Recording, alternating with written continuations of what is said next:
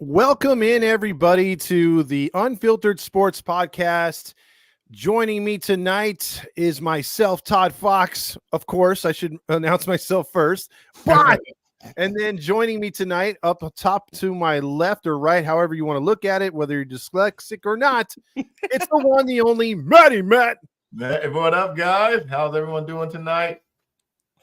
And then we have just below him, the star of One Jets Pod, the man from behind the scenes who gets in your face, Randy Yaws. Yeah, apparently I didn't get in your face, but I'm underneath Matt tonight. Woo! Matt's the top and I'm the bottom. Whoa. If Randy's not all over the place, he's not in your face. Ooh. So, or either way. So let's start this show off. Before we do, I just want to give you a quick little drop of what we're going to do. Then I'm going to throw it over to Randy to get us going. But what we do on here is we're going to talk about the top headlines, probably top two, give our takes real quick, and then go through a recap of our teams first and what they did.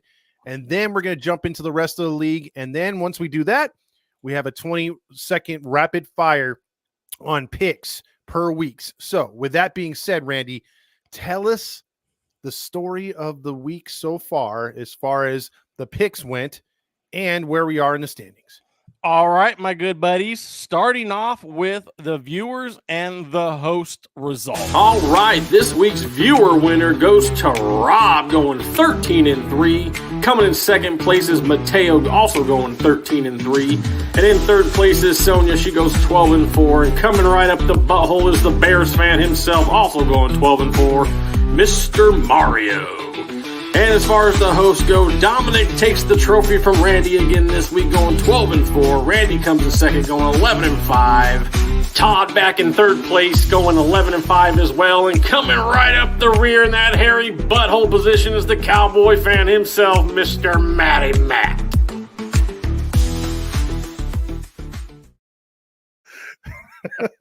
I love that, Randy. That's so amazing. with that, was dope. before we get into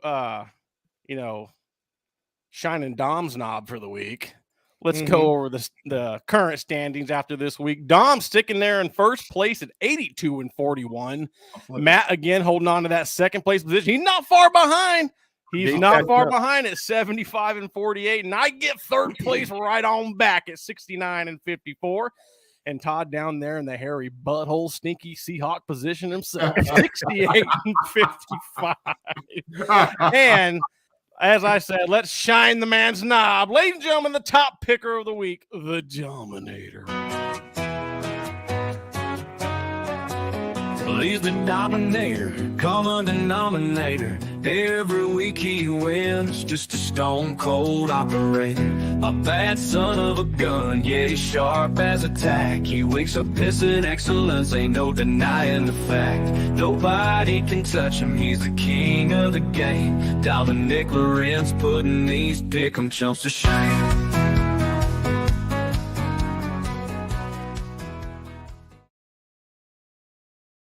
You know, I love that song until he puts the other pickers to shame. Like, I love it. I was grooving to it. I ain't gonna lie to you. All right, so that's the week right there. So congratulations once again to Dom. So that just means I'm probably gonna win this week. That's how it goes, right? Yeah, me and Matt have yet to win a week, right?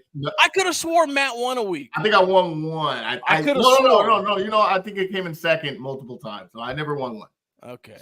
Yeah, but yeah, at least lately, you were second. I lost it. Hey, real quick, I wanted to read what Dom said, because if you guys don't know, Dom won't be here this week and possibly not next week. He has some things he has to take care of, but he did wanted to say, and I quote, "Another day, another dollar, another dominating victory." All right. Well, Randy, is that all for the business? We want to get started here? We shall. Well, first topic of discussion I want to bring up, I want to toot my own horn since I'm in last place. I got to toot it somehow. I was right on something, and that was Anthony Richardson. Anthony Richardson, I've been calling a bust. When I heard Mel Kiper describe him out of Florida, saying, well, he had a year off. He can't really throw the slants, the short passes. He's more of a deep ball guy. He looks to run before he throws. I don't like those quarterbacks in the NFL because I feel those quarterbacks don't win. They'll win you some funky games in the regular season, but they won't win you nothing come playoff time. Mm-hmm. So with that being said, guys, and I'll throw it over to whoever wants to answer this one first. It's a two-parter. First part is, are you surprised or not surprised he's been benched this quickly in Indy? I'll jump on it. I'm not surprised based on his play this year. Doesn't surprise me at all, especially when you added Joe Flacco in this season and you saw the difference that the teams are when Flacco is playing and when Richardson's playing. It shouldn't be no surprise. And then I don't know if you guys saw his quote because he got pulled late in the game last week, Sunday. And he said, quote unquote, I was just tired. I get it. I get it. He didn't get pulled. He quit. Yeah. Well, there you go. He just said, hey, take me out. I'm tired. And I get it. Sports, we play sport, pick up basketball, football, baseball, whatever it may be. And we're not professional. And we get tired. But you know what? We finished the game. We finished the game. I look like no punk bitch out on the street court, bro. And for someone that's getting paid big, well, you're not making big money, but for someone who's getting paid to do what they're supposed to do in the professional, you just got to finish the game. You know what I'm saying? But I get it. There's times you are tired. You saw what happened with Jay Cutler in the NFC Championship a few years back. When he gave up. It kind of gave me that vibe. So it doesn't surprise me at all.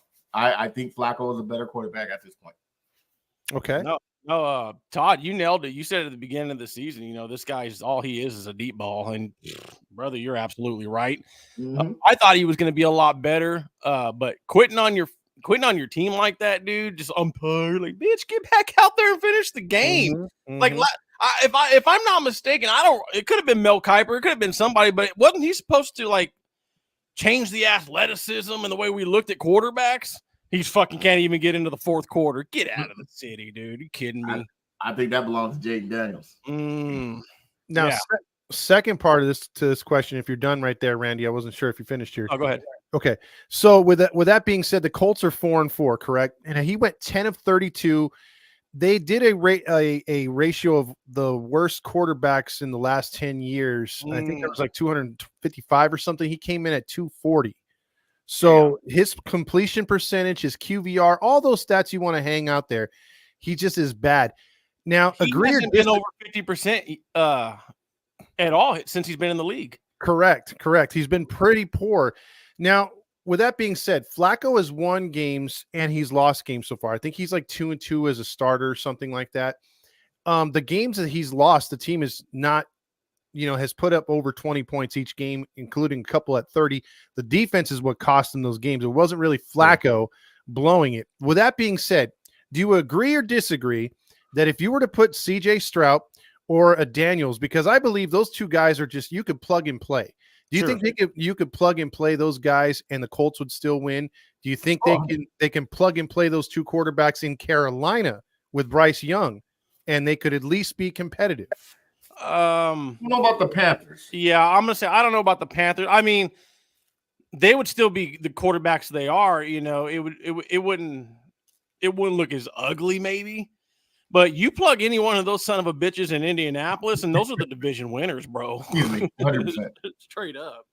100%. I agree with Randy on that one because for some years, the Colts had one of the best offensive lines in football. And you plug a quarterback like, Stroud or Daniels, easily, man, no question.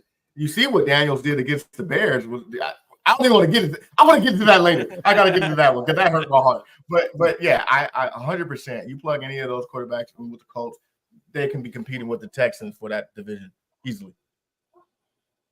Okay, I like those answers. Now, speaking of the Bears, I'm going to bring this up because I hurt my heart.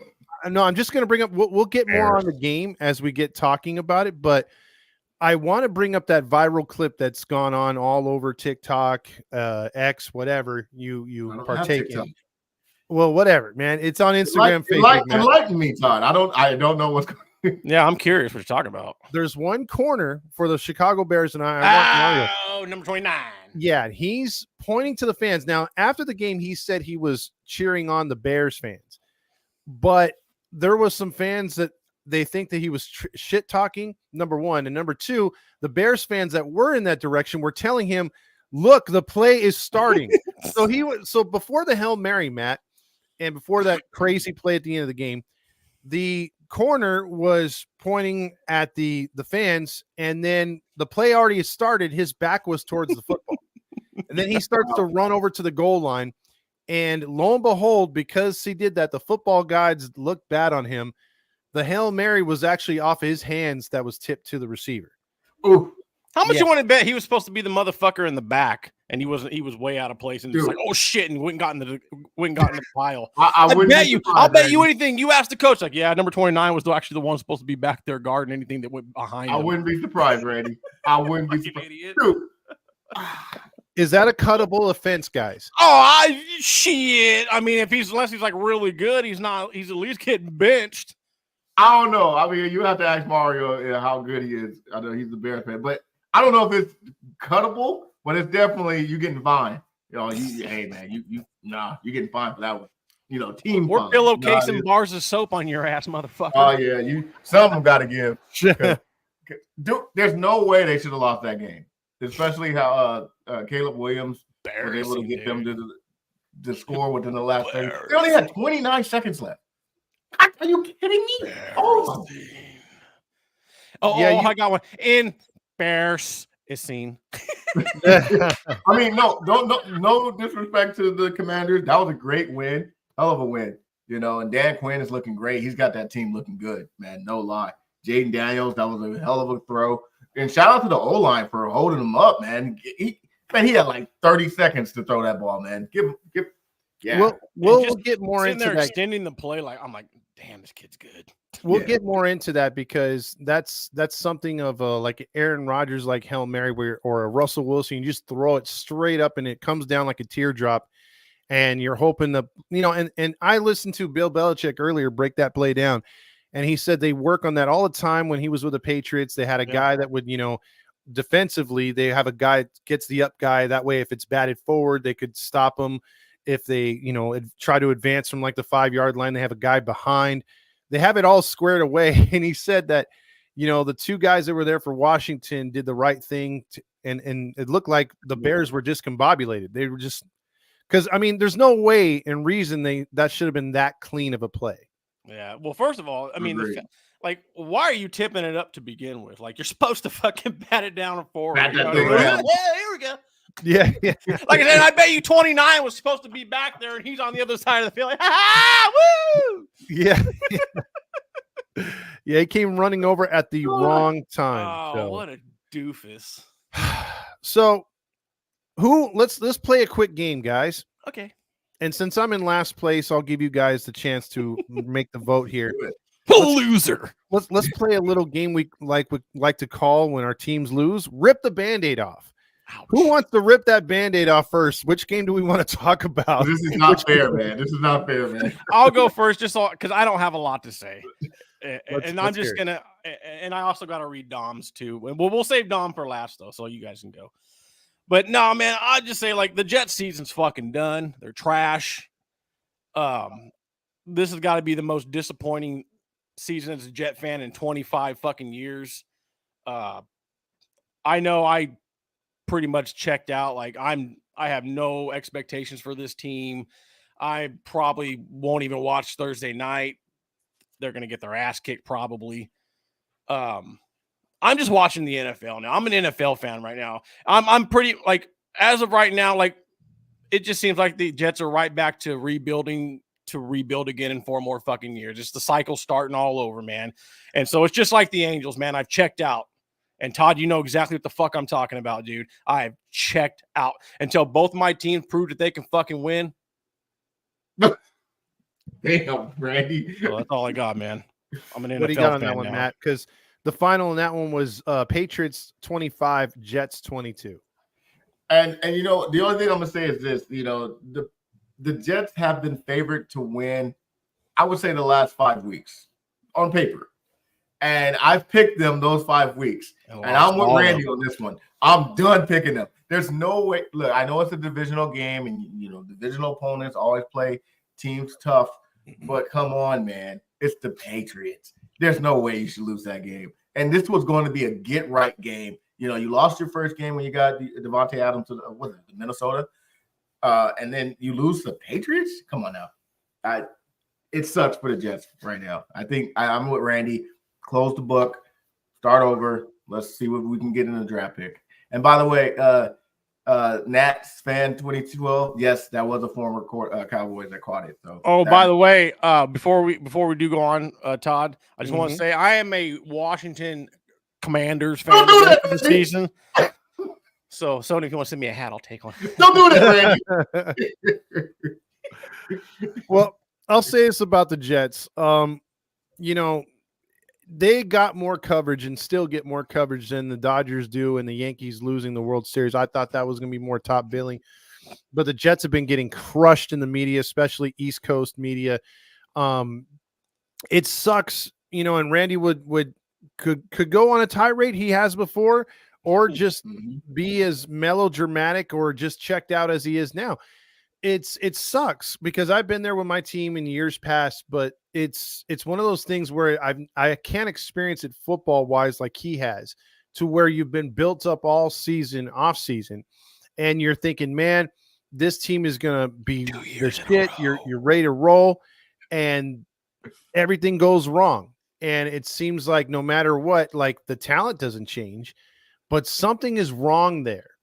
And it is in disarray. And dude, as a football fan, I gotta say I feel for you, man, because I mean they had the bullseye on their back because of who they got as quarterback on top of it.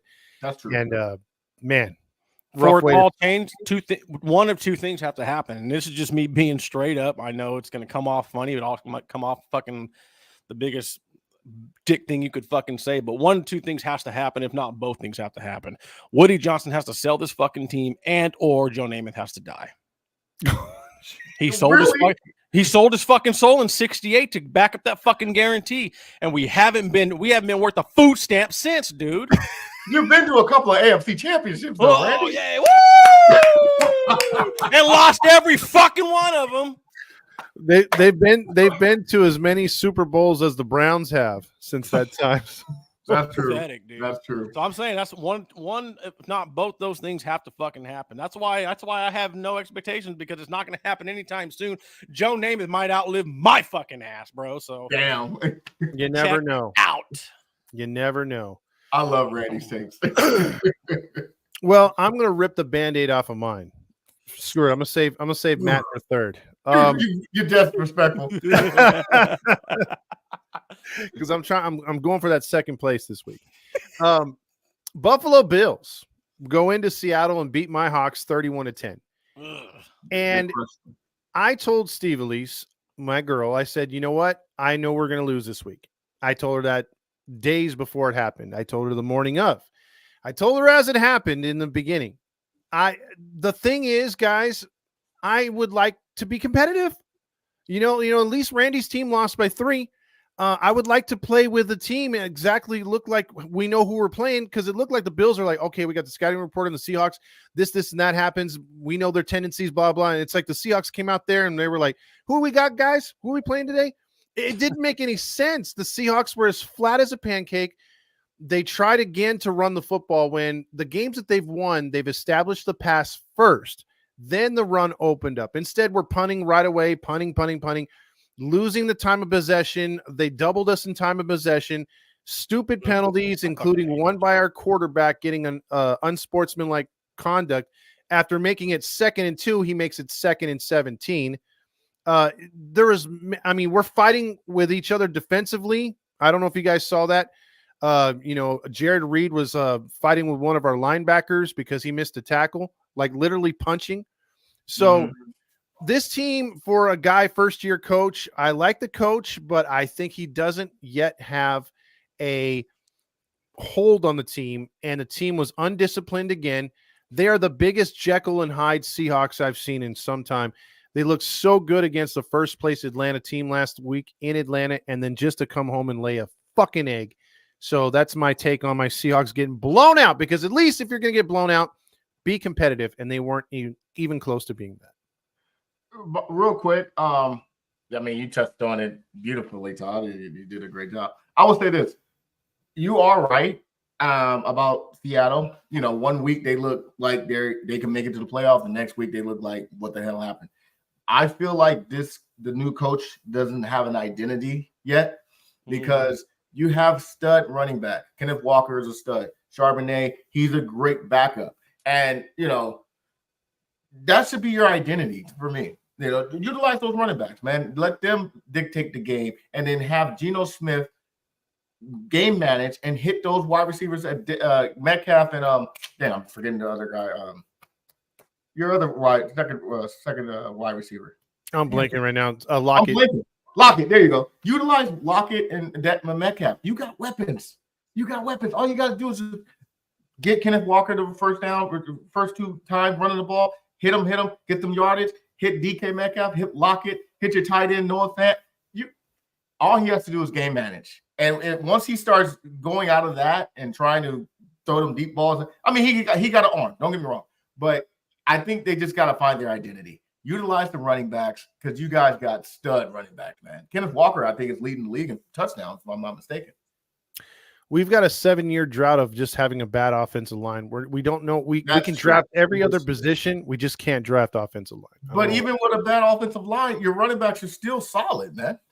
But yeah, we need to open up the offense first to then open up the run. And we always do it backwards. And then, gee, why are we down 17? And dude, when you're down, it's hard for them to get up. I don't trust Geno to get you guys. That's what I'm saying. You got to establish the run early, get a quick lead. Because once it's down 14, down 17, I don't trust Geno to bring you guys back. Well, that was the difference why I loved Russ so much, is because he was captain comeback. You know, you never felt like the game was over when he was in there. When we had Matt Hasselbeck back in the day, I can't remember any comebacks he ever did. He was either in the lead and he was holding on to it, or he was keeping the lead. That's it. He was never a guy that would bring you back. And I think you're right. Geno's the same kind of quarterback. Mm-hmm. Yeah.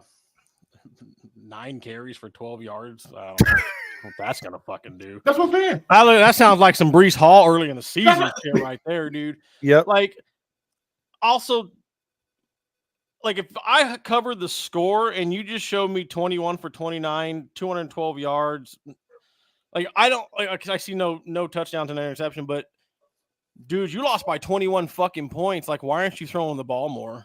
Yeah. Like, obviously you can't run the ball that much at that point. Like, you're playing catch up in a major way. 29 fucking attempts, dude. So I'm with Matt. Like, I don't think the Hawks have an identity. Like, you guys are right. Like, they're 1 week they're spot on, and then the next week, like, where the fuck did they go? I mean, that's why I picked them this past week. I mean, they looked really good the previous week. I'm like, okay, maybe the Hawks are finally, in a weakened division, the Hawks are coming around, and then they just, like, I know it's Buffalo, but fuck, dude. But then again, Buffalo is good. So I mean, you were playing a good opponent. But I didn't know Seattle was 21 points worse. Correct. Yeah. I'm telling you, adding Amari Cooper to Buffalo just really heightened Josh. No, you ain't lying, brother. You ain't lying. It heightened them, man. Because now you got 2 weapons: Shakir, Cooper, James Cook is a stud. James Cook is killing. So Buffalo is a good team. I thought it was going to be a little competitive. I did pick Buffalo to win though, but like you're Jack on high, like Todd said, Seattle. Yeah, it was just a bad game overall. I'm and now with that loss and the Niners winning, the Rams winning, first place is anybody's team now. I mean, hell, the Recards are in first by percentage point. So speaking of the NFC worst, let's get into the 49ers of Santa Clara. They took on, how about them Cowboys, who were previously undefeated on the road, but someone told them that they were playing the 49ers. And my God, Matt, why can't you guys beat the 49ers? Listen here, man. I don't know. We're cursed. Real quick, I'm going to read what Dominic's take on that one because he's not here, but he did want me to mention this. And he said, here's his take. First and third quarter, they were good, meaning Frisco. But that mental lapse in the fourth quarter kept my butthole tight. This is his word, not mine. Purdy did a great job of executing the offense with one half of his weapons, which is Kittle, and Kittle was huge on National Tight End Day, which he was. A lot of tight ends were huge on National Tight End Day. He said his secondary, with the exception of 2 Lamb touchdowns, was great, especially Mustafa and Lenore. Great to be at 500 going into the bye and getting healthier. And he quoted, "Sorry, Matt, but we had to win. Ha ha ha." You know what? Somebody had to win. God damn it! I'm just glad I picked you guys to win because I knew we were going to lose. So that's Dom's take. My take on this is this: plain and simple. We're trash. Just get the garbage can. Just throw the season away. Let's get a draft pick. Dak sucks. I will say, you know what? Not the garbage truck back in there, Drake. Disrespectful. I swear to God. He's disrespectful. I will say this though. Look, the first half we were winning 10-6. I'm thinking, hey, what the heck? We just might. And then I thought about it. We're the freaking Cowboys, man. We're the Cowboys. Third quarter happens. They scored 21 unanswered, or 24, whatever the number is, 24 unanswered. I said, goddamn, it's over. Just make it competitive. That's all I did. At least we scored 2 late touchdowns to make it interesting. And then all of a sudden, we get the stop. I give Purdy great props on this one because when he got smacked by Overshown in the third down, and he held on to the ball, I thought he was going to fumble it. I'll give him credit for that. He got good hands, pulse. But we get the ball back. Put under 3 minutes left. No timeout. This is what you get paid for, Dak Prescott. You're the number 1 paid quarterback in the league. You're making $60 million a year. This is you. No timeout. Let's see what you do. 2-minute drills. What's the first play he throws? Triple coverage to the San Francisco 49. Almost got interception. Oh man, I turned the TV off after that, man. I turned it off. Then I turned it back on. I was like, let me see what he did. Throws it to Ferguson. Good coverage. Then he throws a deep ball to Tolbert. Now I will say this: he should have caught that. Tolbert should have caught that. It was right in the breadbasket. You put your hands on it, Todd. You play football. You put your hand on the football. Damn it, you better catch it. Anyway, he missed it. All right, it is what it is. Then he throws it to CD Lamb, and I don't know what the hell that was. And it's game over. Now, we suck. All I'm going to say is good win for the Niners. I'm glad I picked them because then I wouldn't have a heart attack. I don't know what it is against the Niners. We just turn into Cinderella, man, at midnight. We just crumble.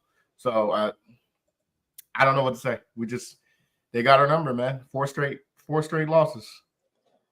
Well, for me, it's just plain and simple. It comes down to 2 fucking interceptions and no run game. Like the Cowboys have 0 rush attack, bro. Like basically, like the Cowboys are a one-dimensional football team at this point. Like any time, if you're going up against the Cowboys, like you got to almost understand, like you're going up against Dak Prescott. Like, yep. If you can't stop the running game of the Dallas Cowboys, which I'm almost certain the fucking Jets probably couldn't, but if you can't stop the running game of the Dallas Cowboys, dude, like you probably have no business winning that fucking football game. Because 100%. I mean, has there been? I mean, I could be wrong. Has there been a Cowboy running back that's got over 50 or 60 yards in a game this season? Rico Dowdle did it one time, and I think that was against Rico Dowdle. And he did it against if either Pittsburgh. I think it was Pittsburgh. He did it against Pittsburgh one time. So it wasn't Elliott or fucking Cook, right? No, of course absolutely it was. Not. That's all I got though, man. Interceptions and lack of run game. Well, I agree right there. Who was the running back you guys had last year? Tony Pollard. Okay, I know you guys should have paid him because, look, I saw Zeke Elliott ran in a lot of like key situations when he shouldn't be touching the field unless it's short yardage. Jeez, man. And he was like more like your featured back, and I knew you guys were screwed. And then the fact that Bosa, was abusing the right tackle the entire night, and the Cowboys refused to help him out. Yeah. So he was one-on-one with Bosa, and that's not a good matchup. None. And the other thing that caught my attention was the Cowboys did decent on defense, especially coverage, but I think where they failed was keeping Purdy in the pocket or at least closing up the middle, making him scramble to his right or left, which he's not as accurate doing.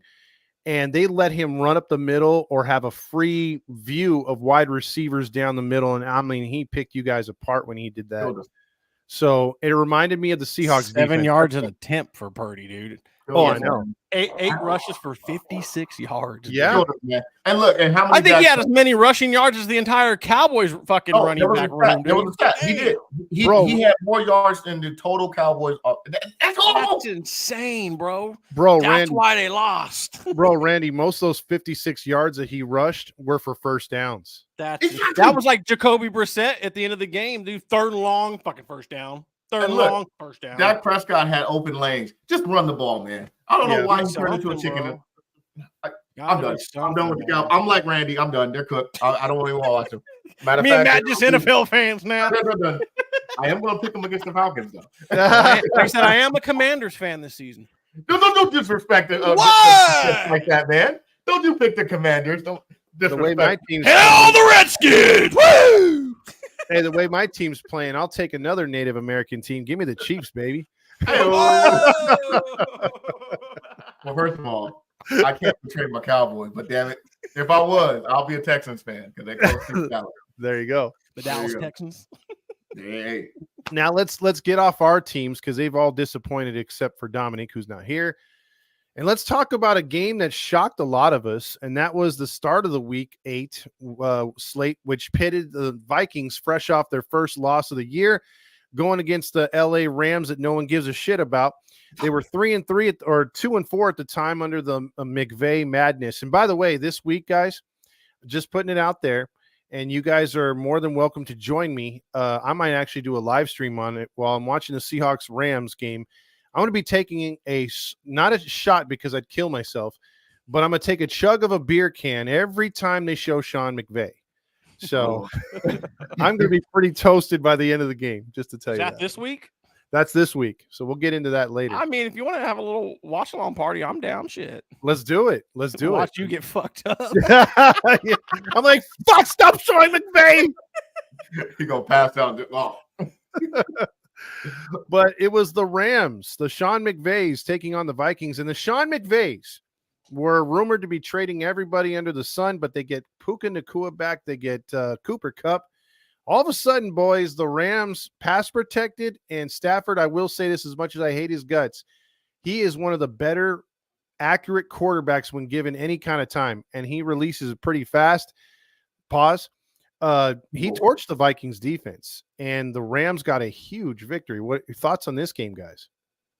Yeah, I mean that the Vikings defense is it's just kind of been one of those things, man. Like they've been giving up some points this year. But I'll say this, dude. It comes down to, I mean, you have the Vikings scoring touchdowns basically in every fucking quarter here. Vikings scored 6 second half points total. Where's this Sam Darnold? Everybody's like, oh, it's the greatest fucking thing to slice bread. You've been calling it. Well, I'll tell you, I think I said it. I think I was telling Rob this past week. The way the Vikings played in that last game, I just felt like, something was going to happen, and lo and behold, the skid starts now. I wouldn't be surprised if the Vikings lose their next 2. Don't be surprised. I'm gonna say this. Good take, Reddy. It did shock me that the Rams won.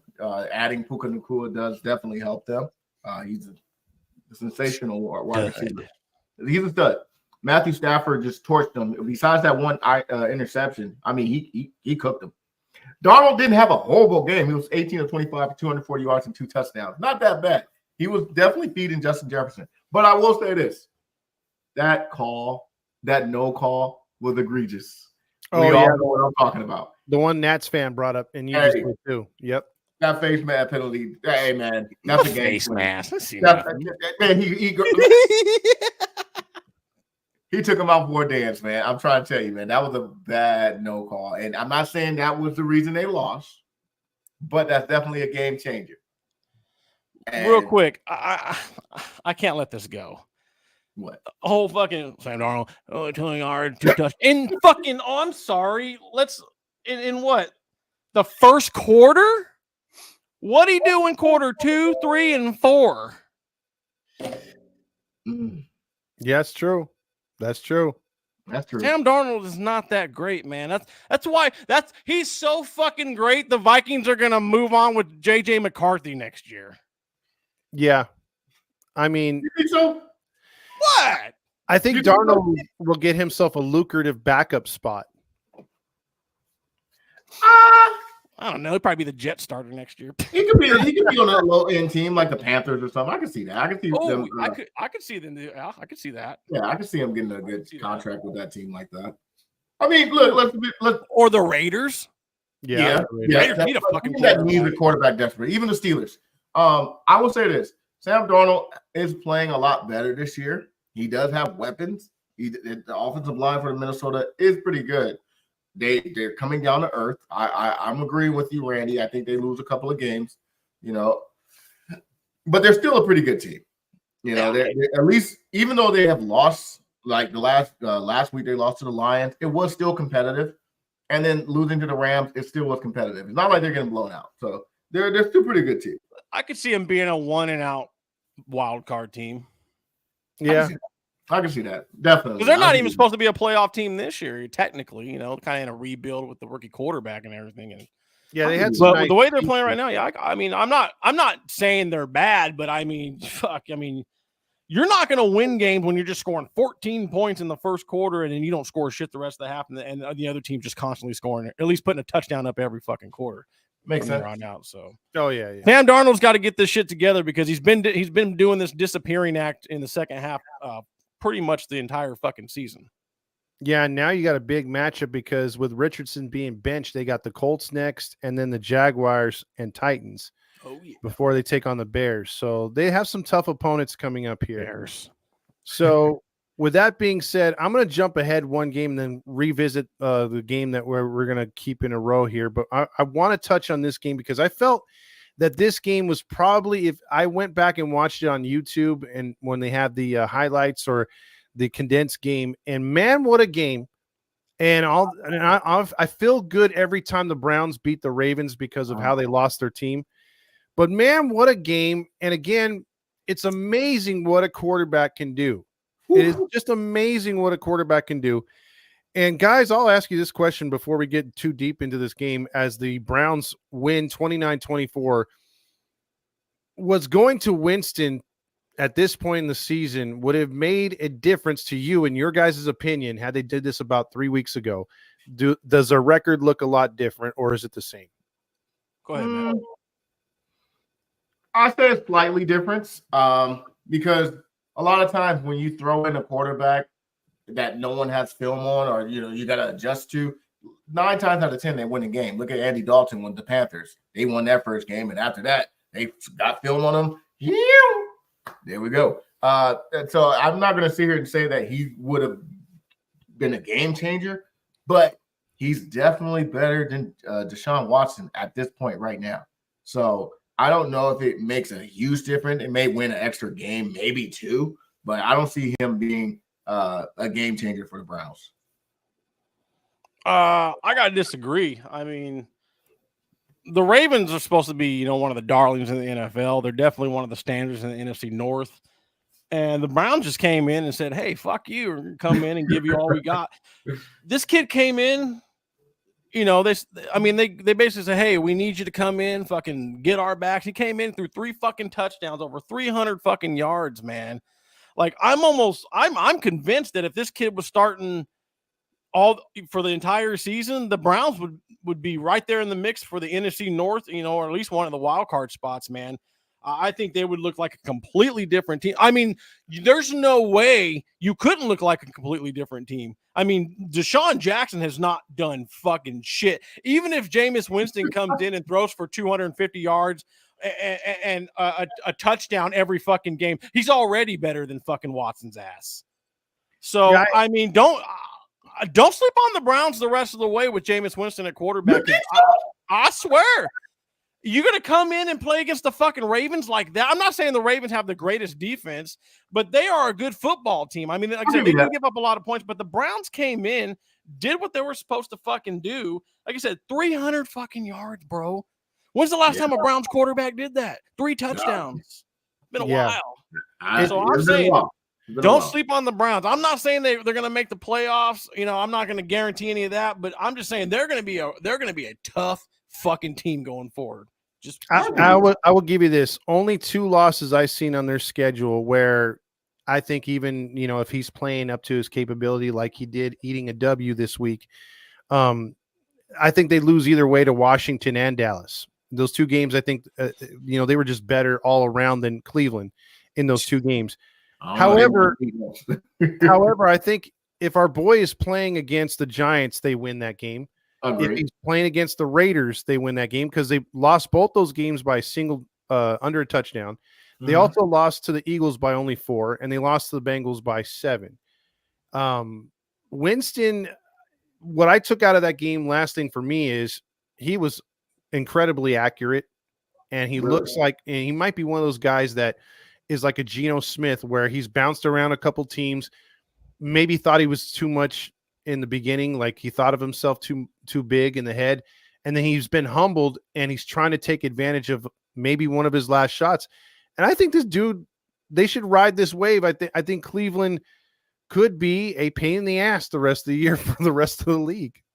Definitely. And you did make a good point about Jameis Winston, because if you even look at his post-game interview after the game, man, like he wasn't that cocky, eating W's and stuff. Man, he was praising the Lord and being very humble, and just even his answers, it was just like, is this Jameis Winston? Like he seemed like a mature version of himself. So that is a good point, Todd. And I agree. Like I said, he may have won extra 2 games. They might be 4. I don't know. They might be 4. No, yeah, I agree. I would think they'd be 5-3 right now. I think they'd be tied with the Ravens right there for first place. Yeah, I mean, I kind of agree. After looking back at the schedule, I kind of agree with what Todd said as far as losing to the Commanders. But dude, the Giants, they would have beat the fucking Giants with Winston. Oh, yeah, they would beat the Raiders with Winston. They would have beat the Eagles with Winston. They would have beat the Bengals with Winston. Of course, they beat the Ravens with Winston. They'd be in first place, dude. Yeah. But then too, Nick Chubb was hurt too. So yeah, Nick Chubb has been in. Forget about him coming back. So yeah, him coming back does make a difference. So you guys are right. On the Brownies. I do. I got you. You guys are right. I do see them being a good pestering team moving forward now. Yeah, I want to see Winston do good. I really think he's I think this might be his redemption story. Hopefully. He's a good kid. I mean, yeah, he made a mistake in college. I think a lot of people still hold that shit fucking against him. I mean, back then college kids were poor anyway, so yeah, they weren't getting. But no, paid. he's a good kid. He fucking keeps his nose clean here in the league. He does what he's fucking supposed to do. He sits there with the clipboard, doesn't fucking cause a ruckus, and then when he gets called upon, he plays like this. Yeah. Let the fucking kid cook. And if you're not going to use him, this kid needs to be a starter somewhere. Jets will take him. I'll take him right now. Let's go. Look, and you know what? Taking right now over Aaron Rodgers? Maybe. You know what I loved about this game too? Stefanski, the coach, was high-fiving him and giving him hugs and stuff. And then also they showed when the Ravens got the lead before he threw the game-winning touchdown. As soon as the Ravens scored, he got up and went right to the offensive line and started hitting them on their shoulder pads like, let's go, guys. We got this. And he's a gamer, dude. He's a leader, too. I love it about him. That's a leader. Watson would have had the towel over his head. You know what I mean? Yeah, and a great fucking point. Yeah, he would have been fingering himself. Moving on to a team is getting to be a very huge disappointment. They've got to be in your top 3 as far as disappointing teams this season. And that is your Cincinnati Bengals, who fall to 0-4 at home. This game with the Eagles, fellas, was 10-10 at halftime. It finished 37-27. And I picked the Bengals. Or 37-17, sorry. I think real quick, I said a couple of weeks ago that the Cincinnati Bengals are kind of overrated. Yeah, they got a good quarterback, but I mean, dude, the Bengals, I'm telling you right now, the Bengals are prime fucking example of why if you get to the Super Bowl, you better fucking win it. Exactly. That Super Bowl curse, Randy, you are absolutely right, has carried over. Dude. That's a good point. That's all I got for that. If you're going to get there, you better win it because they had fallen. Yo, pow! He dropped the mic, Matt. He dropped the mic on that. You got to pick up the mic after that. Excellent point.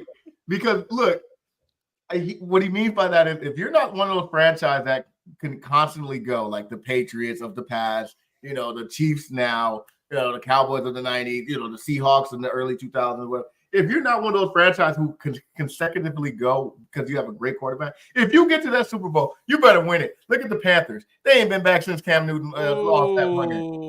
That was a little disrespectful. That was a perfect example. And then look, of teams who have taken advantage of the Giants, when they got to the Super Bowl, what did they do? They won it. Yeah. Because you might not get an opportunity to get it back. That was a great point, Randy. I'll give you that. Appreciate it. Absolutely. Good point right there. And the Bengals are in that curse because they got blown out by 20. And I'm like with you, Matt. I picked them, and I'm probably not going to pick them this week. So, yeah. And you know what? It was a close game at halftime, and then the Eagles they dominated. Now let's move on to a game that we're not going to talk about the game as much, guys. I want your take on the team that won. So bear with me on this one. They scored 14 in the first, 21 in the second, and 17 in the third before they said, fuck it, we don't need to play anybody in the fourth. The Detroit Lions, fellas, 52, the Titans, 14. Are the Lions, in your opinion, the best team in football or just the NFC? 100% best team in football, hands down. They got two of the best running backs in Jahmyr Gibbs and David Montgomery. Jared Goff has quietly been putting his name in the basket for MVP. The dudes have been going perfect in a couple of games, if not missing two completions. He didn't even have 100 yards this game, and they blew him out by over. He had 3 touchdowns with 85 yards. That's stupid. And they won 52-4. That's insane. That just tells me this team is loaded. I'm telling you, man, this is probably the best team in football. Even their tight end Laporta had a touchdown. They have a complete package. They got a good tight end. Hutchinson was out for the year, but they have a good defense. Running back duel is out of this world. And then you got a quarterback who can do stuff like this. 12 or 15 for 85 yards to get 3 touchdowns. Yeah. Come on.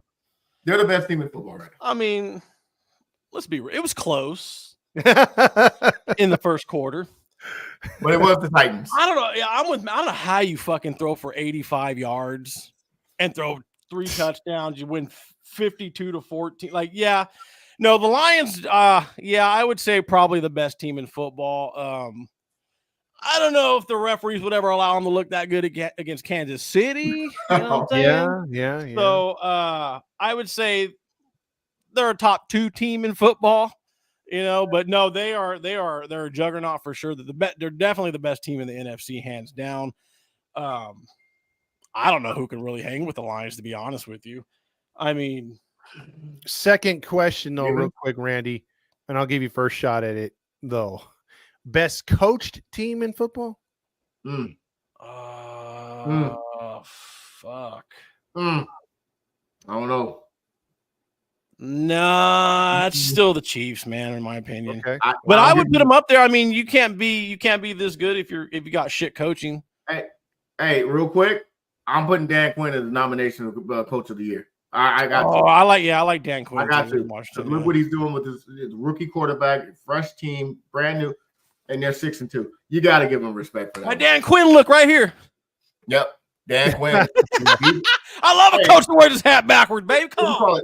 The Lions, he takes too many gambles to me. But he's a good coach. Don't get me wrong. He takes a lot of gambles, though. Sometimes they pay off. But in crucial moments, if you take a gamble and it backfires, that could be a game. But I'll say he's top 3. Okay.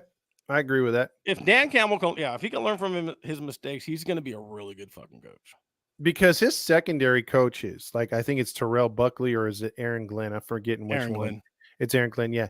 He's got good coaches up and down that roster that are going to be coaching somewhere else. They're going to be coaching next year. Oh, yeah. Sure. Especially their offensive coordinator. Isn't that Glenn? Yeah. They've got former New York Jet, by the way. So that'll move us on from one of the best teams in the league to now the best in the West, which is your Arizona Recards.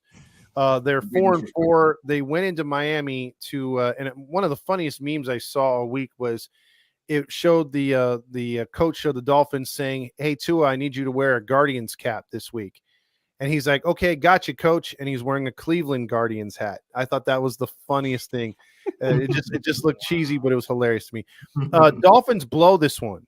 They had a 9-point lead with just mere minutes left, and they wind up screwing it up to fall to 2-5 as their season's being pissed away in that East. Guys, thoughts on the Ricards ascending the last two games? Kyler Murray, he was so tiny in this one, but you could barely see him on the field. But all with that being said, he went 26 of 36, 307 yards passing, 2 touchdowns, no picks. Cards don't turn it over and barely beat the Dolphins. Big win for the Cards, or is it even a bigger loss for the Dolphins? No, the Dolphins suck. I told everybody in the fucking before the season started they were the third best team in the AFC East, and that was when I thought the Jets were gonna win the fucking thing. Mm-hmm. But dude, I mean, I don't know where it comes from, but fuck, I'd sign up for a 300-yard day for two touchdowns. Shit, fuck, give me a 4'2" quarterback. Shoot. But no, I mean it's a big win for the Cardinals. I mean, they're in a division that's really fucking tight, and every little win's gonna fucking help, man. So especially with the Niners winning this week and Seahawks losing, the way they did, like it's 4 out of 5. Like yeah, the huge win for the Cardinals, man. Just keep themselves alive in the race. Definitely a huge win for Cardinals. I picked Miami to win. I feel like Miami just, the first game for Tua, he had little things he needed to clean up. He only had one touchdown. He had 28 38, 234 yards passing. I think the Dolphins will be okay.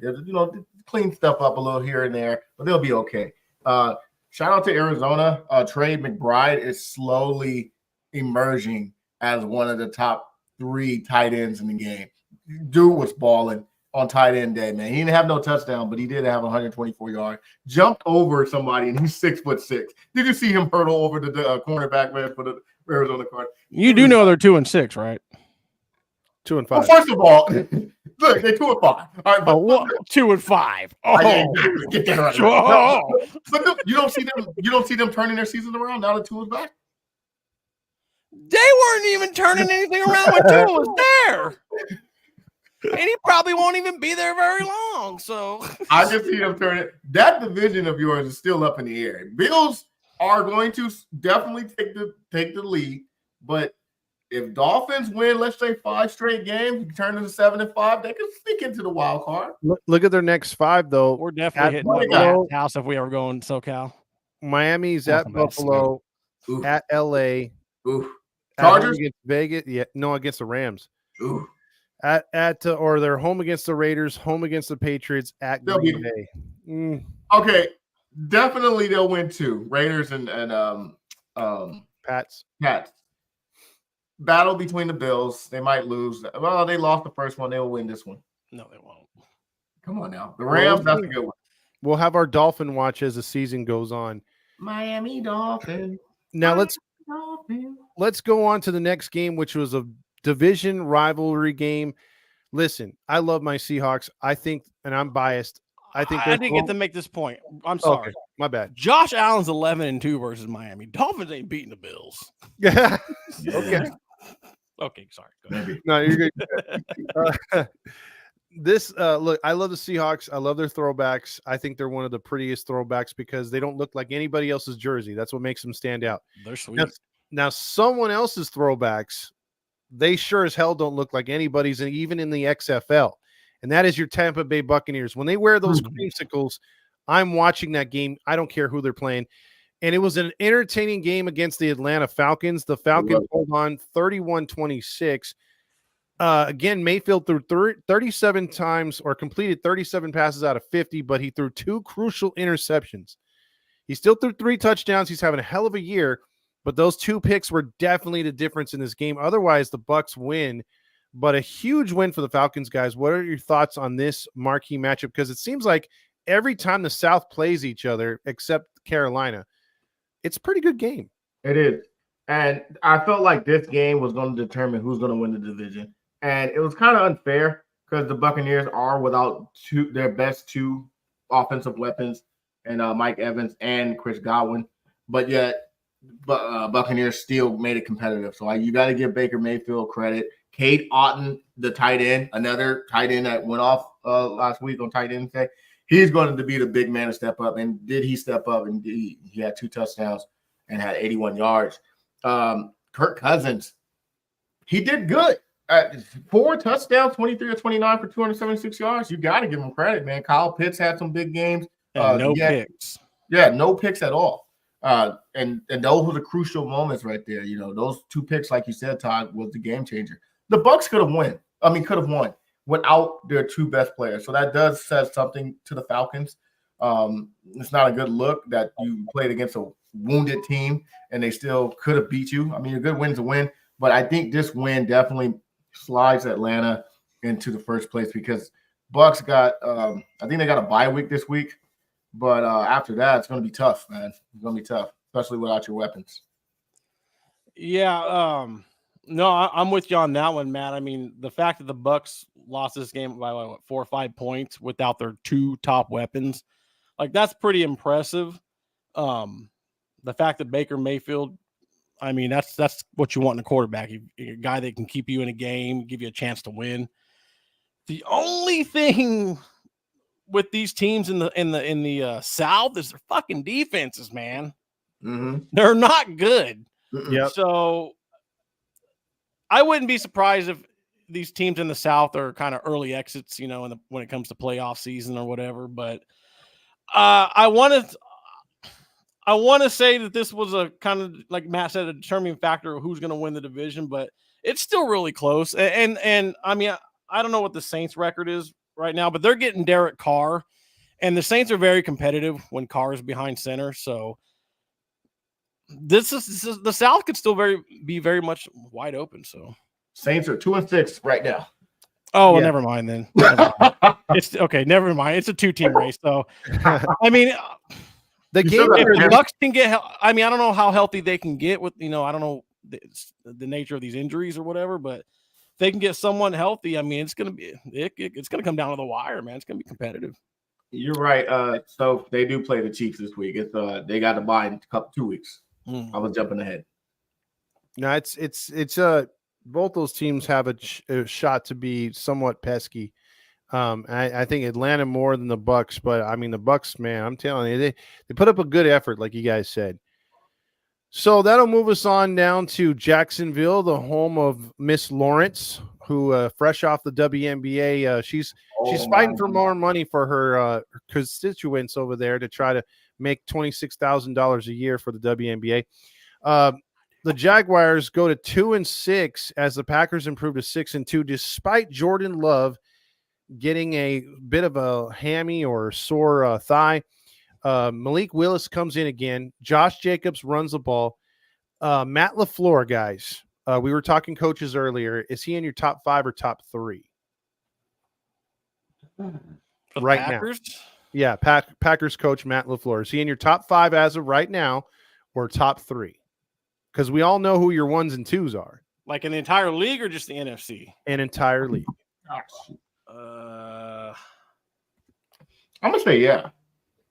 And I'm going to say yeah because when what's his name? Mike McCarthy, when he first lost, when they first got rid of Mike McCarthy with the Packers, Matt LaFleur comes over and takes over. And no one knew anything about him. I mean, you knew a little bit, but he had Aaron Rodgers. And I think the first season they went to the playoffs. I think they went to the NFC Championship, if I'm not mistaken, that first season. And then with the whole thing going on with Rodgers and back and forth and stuff, Rodgers goes to the Jets, and then you get Jordan Love in. People thought, oh, it's a rebuild season. They're not going to make the playoffs. They're not going to. Look what happens last year when Jordan Love is the full-fledged starting quarterback. He had a little bumpy road in the beginning of the season, took off late in the season, snuck into the playoff, destroyed my team, god dang it, and dang near beat the Niners as a 7th seed. So you got to give him credit, man. Dude is a good – I always take credit when a coach does that. You take over a team and you starting your own ground with Jordan Love, and look where they're at now. That division, like Just Fishing said, that division is up in the air. You got the Vikings, the Packers, the Lions. Lions ain't a clear-cut winner of that division because the Packers are sneaky good. Vikings are good, but they're falling, but they're still sneaky good. And the Bears, that division is tight, like a virgin's butthole. It's tight.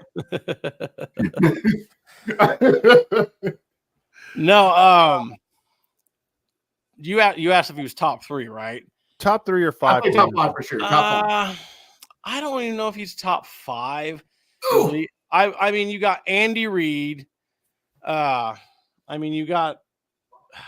See, now I'm drawing a blank. You got the Lions coach. You got even the guy in Dan Quinn in Washington is doing really well. I think LaFleur is better right now than that. Do you put LaFleur against a guy like the Niners coach? Do you put him above him? That was another one. Shanahan. So, I mean, that kind of rounds out the top 5. McVay and McVay. So I would say top 7, top 8 for sure. He's one of the definitely a top coach in the league. But there's a lot better coaches that are showing, their worth and just how much better they are. I mean, Dan Quinn, I mean, he's not been a head coach long, but I mean, he's taken a fucking Lions, bro, and made him, one of the league's best teams. I mean, the Packers they're a good team, but I mean, they're not as good as the Lions, I don't think. So I would say top 7, top 8. There's a lot of really good coaches in this league, I think, ahead of him. Okay. Me personally, I got Dan Campbell above LaFleur right now. I got Andy Reid. I got Shanahan and 49ers. I'm drawing a blank with the Ravens coach. I'm drawing Harbaugh. Harbaugh, there you go. I got Harbaugh above him, and then I got LaFleur as 5. That's mine. That's a good pick right there. Okay, solid. Yeah. Okay. I gotta give respect to the LaFleur. He's definitely a top 5 coach. Packers McCarthy, that's for goddamn. Packers are scary when you can lose an all-pro quarterback like Jordan Love is and change up your offense to a run-first scheme type offense, and it works with a guy like Malik Willis. I mean, they're just doing something right over there to get that dub. Looking good over there too. We talked about it in the beginning. Yes, Josh Jacobs he had 2 touchdowns. The Texans get back on the winning side. They're 4-0 at home. They beat the Colts, who fell to 4-4. We talked about Richardson getting benched and why. He went 10 for 32 in this game, was very lackluster, despite getting 105 yards from Jonathan Taylor and also a good defensive performance. And if he had shown anything offensively as a quarterback, they should have won that game hands down, guys. Excuse me. You want to take that? Oh, okay, I got it. Well, I'm going to say this. This game was too close to comfort because the Texans, I feel like, are a way better team than the Colts. And not only that, with Richardson as your quarterback, and he's keeping it tight like that, I feel like CJ Stroud should have showed him who's the better quarterback and pulled away in that game.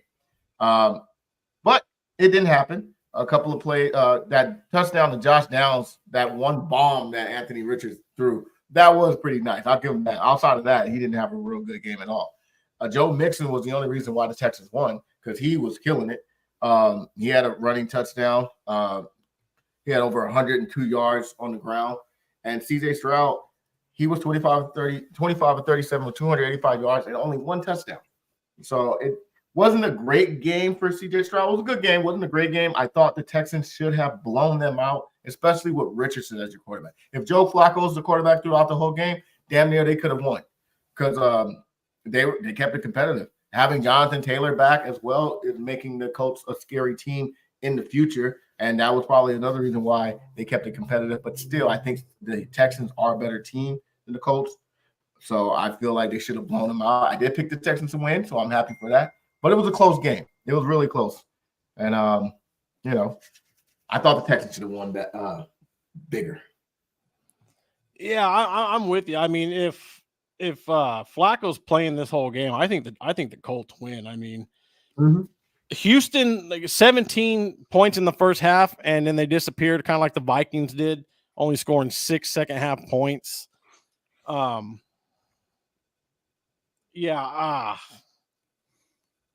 The Texans, I mean, they're a good football team, but they're not like they were last year.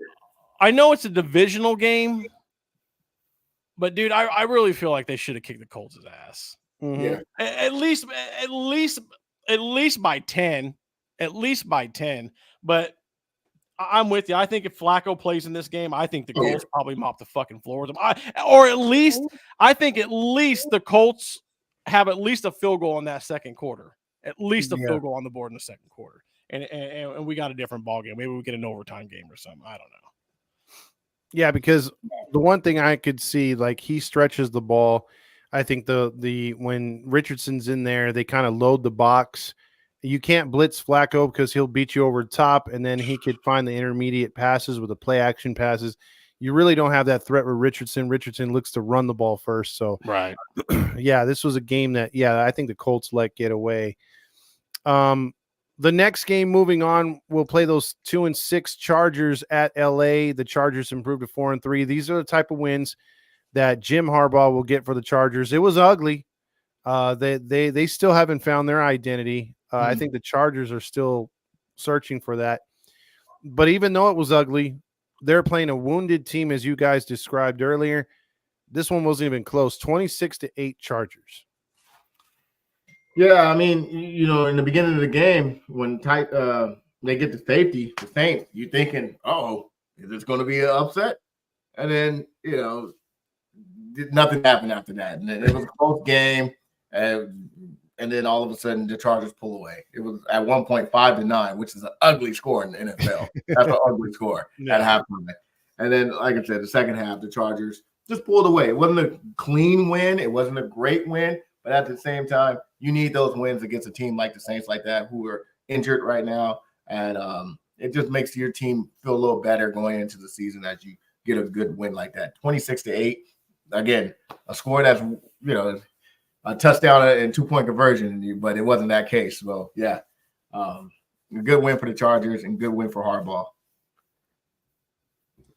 Yeah, I mean, the Saints got a fifth round pick fucking playing quarterback right now, rookie. Mm-hmm. I mean, I don't. Oh, just a second. Rattler. I got a dead battery going on over here. Oh, well. Sorry about that, guys. Look, go ahead. No, like I said, they got a fifth round pick playing quarterback.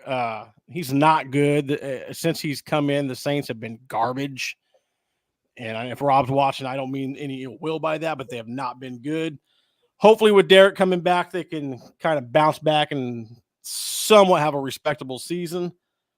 But no, this was a game right from get-go that the Chargers should have won. Like I said, you got a fifth-round rookie playing at quarterback. Like, if you let him beat you, you fucking deserve to lose. So, I think the Chargers are still a mediocre football team. Maybe a wild card if they get lucky. I'm just not sold on the Chargers. Haven't been for 2 years. Not yet. I think they should have won this game. So congratulations. Yeah. They won the game they should have. I think next year they can make some noise. This year they're still learning. Damn, Yankees got. Oh, sorry, I'll stop it. Where was that 3 games ago? Right. So next game, there's not much to say on this one other than the Broncos covered the spread, and Bo Nix again is getting better. It seems under Peyton each week. He went 28-37, 284 and 3 touchdowns, guys. Broncos 5-3, ahead of the curve. Are they, in your minds, a playoff team?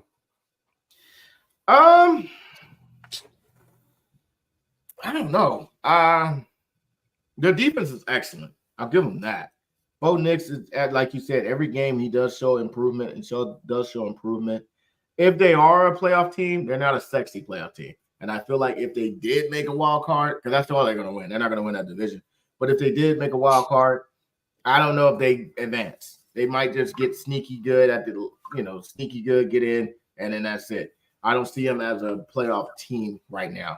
They might sneak in. That's about it. I mean, we're looking at the overall NFL standings, or as far as the AFC goes anyway, and the Broncos are the 5th best fucking team. I'm not saying that they're going to end up being a playoff team, But honestly, it wouldn't shock me if they fucking snuck in. They probably won't go far with a rookie quarterback. There's just so much, we all know how it gets in the playoffs. I mean, you're playing some really good teams. But, I mean, they're playing the Panthers. I mean, should have fucking won this game. Yeah. But, I mean, I know last year, Jet fans joked with Sean Payton and all the bullshit, but Sean Payton has completely done 180 on the Denver Broncos. Yes. Like I said, I don't know if they're a playoff team. They could barely sneak in, but going forward, if Bo Nix continues to develop, dude, the Broncos are going to be fucking scary good, especially with that defense. Now, let me ask you this, Randy. I'll give you the first shot at it, then Matt can get second shot. Second part to this question about the Broncos. Their next three seem to be the gauntlet to me for their season. How many do they have to win against these three opponents for them to have a legit shot to be a postseason team? Because their schedule drops off after these next three games a little bit. They go to Baltimore, they go to Kansas City, and they're home for Atlanta. Yeah, if you can win two of those, probably not going to win Kansas City. But with the defense and the way the offense is playing, there's no reason why you can't maybe go toe to toe with Baltimore. I mean, that Baltimore defense gives up points they have all year. Atlanta's another one of those teams we just got done talking about. Their defense gives up points, have been all year. So those two games right there could be shootouts. And you just got to hope Bo Nix doesn't, fall into some old habits that he did, early in the season. So if you can win two of those, that puts you at 7-4 and probably keeps you right there in the mix as far as, top 5-7 teams in the AFC. Yeah. I if they can win two of the three, they're not beating the Ravens. That matchup doesn't fit them well. They could battle the Chiefs because it's a divisional game. Everyone gets up for a divisional game. Could make it interesting. Don't see them beating them, but it could make it interesting. But they could definitely beat the Falcons. They match up pretty well. So one out of three guys, you guys don't think they can make the postseason? If they make 1 out of 3, that'll put them at 6 and 5. Ah, man, because at 6-5, they'd have a remaining schedule of at Oakland or at Vegas. I'm sorry, home against Cleveland, home against Indy, at Chargers, at Bengals, and then close it out with the Chiefs, who by that time should have everything wrapped up. And you know what? Those aren't all easy wins. Like, Bengals could beat them, and the Raiders might even mess around and beat them. I don't know. But if they swept all three, shockingly, then, hey, book them. Yeah, I would say Cleveland, as far as that schedule goes, probably the toughest opponent out of all of them. Yeah, with that schedule, like I said, the first three that you mentioned, like I said, you got to at least win 2 or 3 there. I would say if you went 1-2, you would probably almost have to win out to try and make the playoffs. Mm-hmm. But with that schedule, like I said, if you can go 2 out of 3 with that schedule, man, that's a pretty favorable schedule to probably sneak your ass into. Yeah, I agree. Okay. I like that answer. I'm sure if there's any Broncos fans, they'd like that one too. That moves us on to Kansas City at the Raiders. Yeah. And, the disappointment about this one, obviously the Chiefs didn't lose. The refs helped them out again. But the other disappointment is they didn't cover. All of us predicted the Raiders to get mollywopped, as someone likes to say. They only lost by a touchdown. This game was a lot closer than I thought. 27-20, guys. Yeah, I thought this game would be a blowout. But again, those divisional games, man, that's why I said the Broncos could possibly compete with the Chiefs. Even though the Chiefs are 7-0, they're not a dominant 7-0. No. They could be had, man. And I feel like that right team can get them. And once they get them, they can start spiraling down. Not saying they can completely fall off the map, but they can start spiraling down. Patrick Mahomes, statistically, isn't having his best season. Even Travis Kelce. But yet he's in the MVP talk. Yeah, but he's not having by his standards, the best season. He's keeping them afloat. Travis Kelce, this was his first touchdown in what, 16, 17 games, he said, something like that? He's been shut down. It was a 5-yard pass. He's getting older, and that is really his main weapon. So adding Kareem Hunt, let's see what happens. He is a good running back. That does help to add a running back like that. But definitely, I'm shocked that it was this close. The Raiders should have been blown out. But those divisional games, man, anything goes in divisional games. You can never predict a win in those divisionals. Yeah, no, I'm with you. I mean, Patrick Mahomes has looked mid this season. The Chiefs, like I said, overall, they're not a dominant 7-0. Man, if it wasn't for the refs, I mean, they'd probably be a fucking a 5-3 team right now. I don't know, 4-4 maybe. But I mean, there's some games they probably should have lost. I mean, some really close ones. So I was just honestly, and this is just me bullshitting, and I don't really have much to say. I honestly didn't even watch this fucking game. But I was thinking about this earlier, man. It wouldn't surprise me if the fucking league lets these guys go undefeated and go on a three-peat. It would be a first because look, you're right, Randy. They're the most unimpressive 7-0 team. They have 5 wins of a touchdown or less, and their only blowout was over the Saints by 13. Yeah. Because look, when the Patriots went undefeated in the regular season, man, they had Randy Moss killing it over there, man. Tom Brady lighting it up. You know what I'm saying? They had something going on. It's not sexy at all. Like Randy said, I didn't even watch this game. I skimmed through it, but it didn't impress me. And then next week, who do they got? The injured Buccaneers. So it's like, come on now. That should be 8-0. Again, you play the team that's in front of you, but it's not a sexy team right now. If they play the Detroit Lions right now, Detroit will whoop that ass. Yeah, because they have higher expectations, I think, in Kansas City. Matter of fact, Minnesota might beat them. The Packers could beat them. The Browns, the Bears could beat them. I bet you the Browns could probably beat them. With Jameis Winston at quarterback, hell yeah. Hey, he might eat a W in Kansas City. Who knows? Hey man, stop playing. Now, speaking of the Bears and the Commanders. Oh my God, my Commanders, baby. The team formerly known as the Woke. They are 4-0 guys at home, and we'll get to your question, Just Fishing, in a little bit here. Once we finish these last 2 games out, the Bears fall to 0-3 on the road. They should have got this win. I mean, but it's a tale of 2 tapes, guys.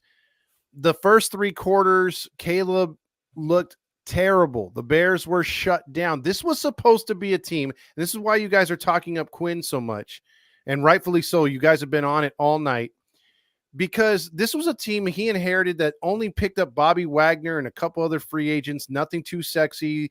Bunch of young kids. This defense was supposed to be pathetic. And the offense was supposed to be learning under a rookie quarterback. This team looks finessed on offense without a care in the world. I mean, they don't get too down. They don't get too up. And the defense looks rocking and rolling. I mean, it looks completely different. You would never have thought Dan Schneider owned this team at one point. But either way, they allowed the Bears to come back. Credit to the Bears. And they turned the game around. But then, of all things we talked about in the opening segment, number 29 for the Bears, not in your hearts in Chicago. He screwed up big time. And the most improbable win for Washington, and God knows I can remember. Maybe a Nats fan can remember a bigger win or something compared to that. Because, dude, how many times do you win on a Hail Mary? Aaron Rodgers, unless your name is Aaron Rodgers. Yeah, unless you're Aaron Rodgers, not me. He's the only one that has been doing it like that. Man, I'm not gonna lie, dude. I was washing clothes at the laundromat when I was watching the game, and I thought for sure, like, hey, it's over. They only got 29 seconds left. I don't even think they had a timeout left. No. And Daniels, dude, and like Nat said, on a bruised rib, he was questionable to play. He got the call in the last minute of the game. You got to give this credit. I don't really hate the Commanders like that. I know our rivalry is, from years back, the Cowboys and Indian thing. I don't like the Washington, but I gotta give them credit, man. They are a good team. They're a good football team, and and then the Bears. Trying to tell y'all all year. Yeah, you're right, Randy. And then look, they did it against the Bears, and the Bears defense is top 5 easily. Oh yeah. That game, I'm fearing like, oh, We won. I picked the Bears to win. Me and Mario. I thought we were smart ones, and I'm like, yeah, we won. All of a sudden, I see Dane Daniels with 30 seconds at least in the pocket. I heard that heart get ripped out. Got the ball down, man, like volleyball. When he tipped it backwards, and I see Brown way in the end zone, wide open. It's just, thank you. It was heartbreaking. Hey, I'm not even a fan. Before you get into it, Randy, real quick, I'll tell you where I was. When the Bears scored, I went to go take the Browns to the Super Bowl in the toilet. And I was in there and I heard Steve Elise go, "Oh my God, touchdown!" I'm like, yeah, whatever. And then I get out there and I'm like, "Holy crap, what the hell just happened?" You took a holy crap and took a holy crap. Exactly. No, I was sitting right here in the living room, man, and I was just watching it. Well, first of all, I'm sitting there thinking, why the fuck do the Bears have a guy spying the quarterback? What are you going to let him run for 70 fucking yards? I dare you. Like, what are you doing, dude?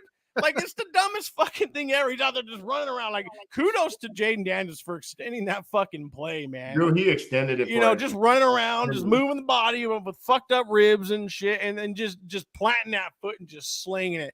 But the fucking Bears, man, like, what are you thinking? Like, you go over that play in practice all week, several times. First of all, 29, you know, not in your hearts and completely out of his fucking mind. You know, like I'm telling you, like, you're getting benched. Like, I don't know if you're cuttable. If you are, you're gone. If you're not, you're at least getting fucking benched for the first quarter at least. Oh, you're getting fined for sure. Fine for sure.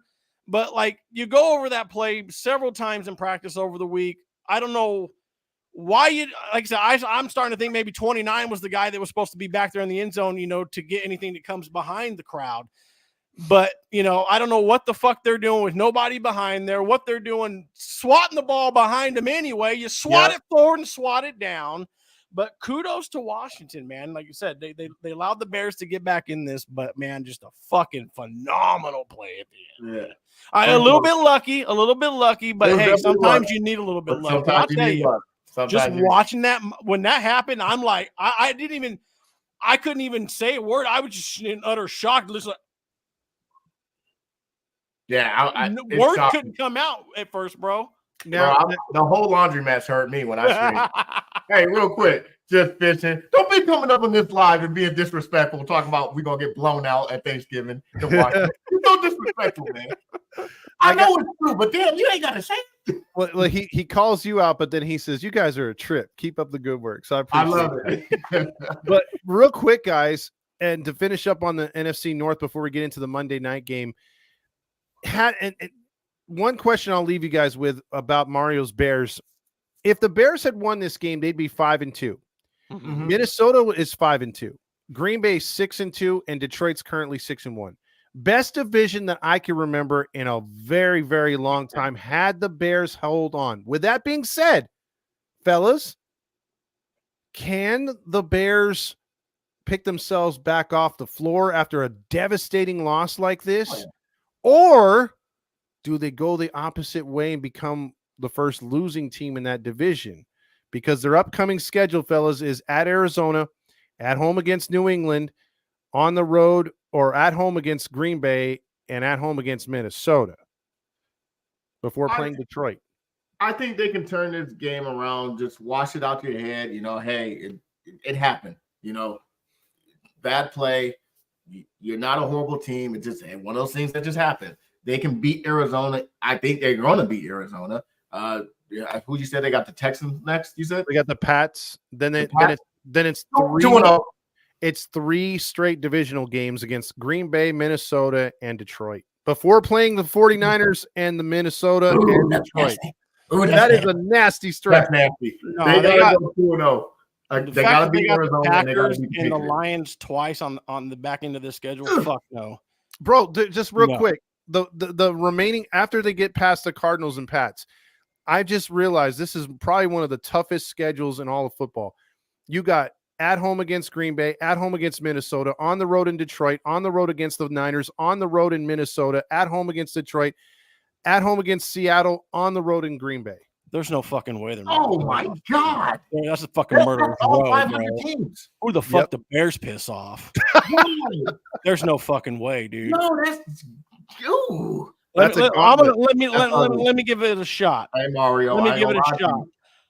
Let's just, and I'm not saying these are my picks, but let's just hypothetically, they beat the Cardinals and they beat the Patriots. They're what, 6-4 at that point? They'd be 6-3. 6-3. Okay. Well, they're 6-4 against the Packers. I'll give them one game against the Vikings, 7-4.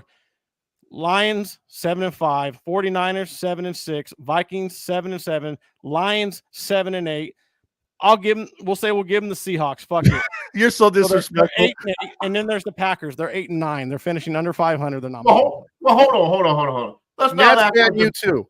Well, hold on. Let's not act like the Niners. They lose to Seattle. There they are. They're already out of the postseason.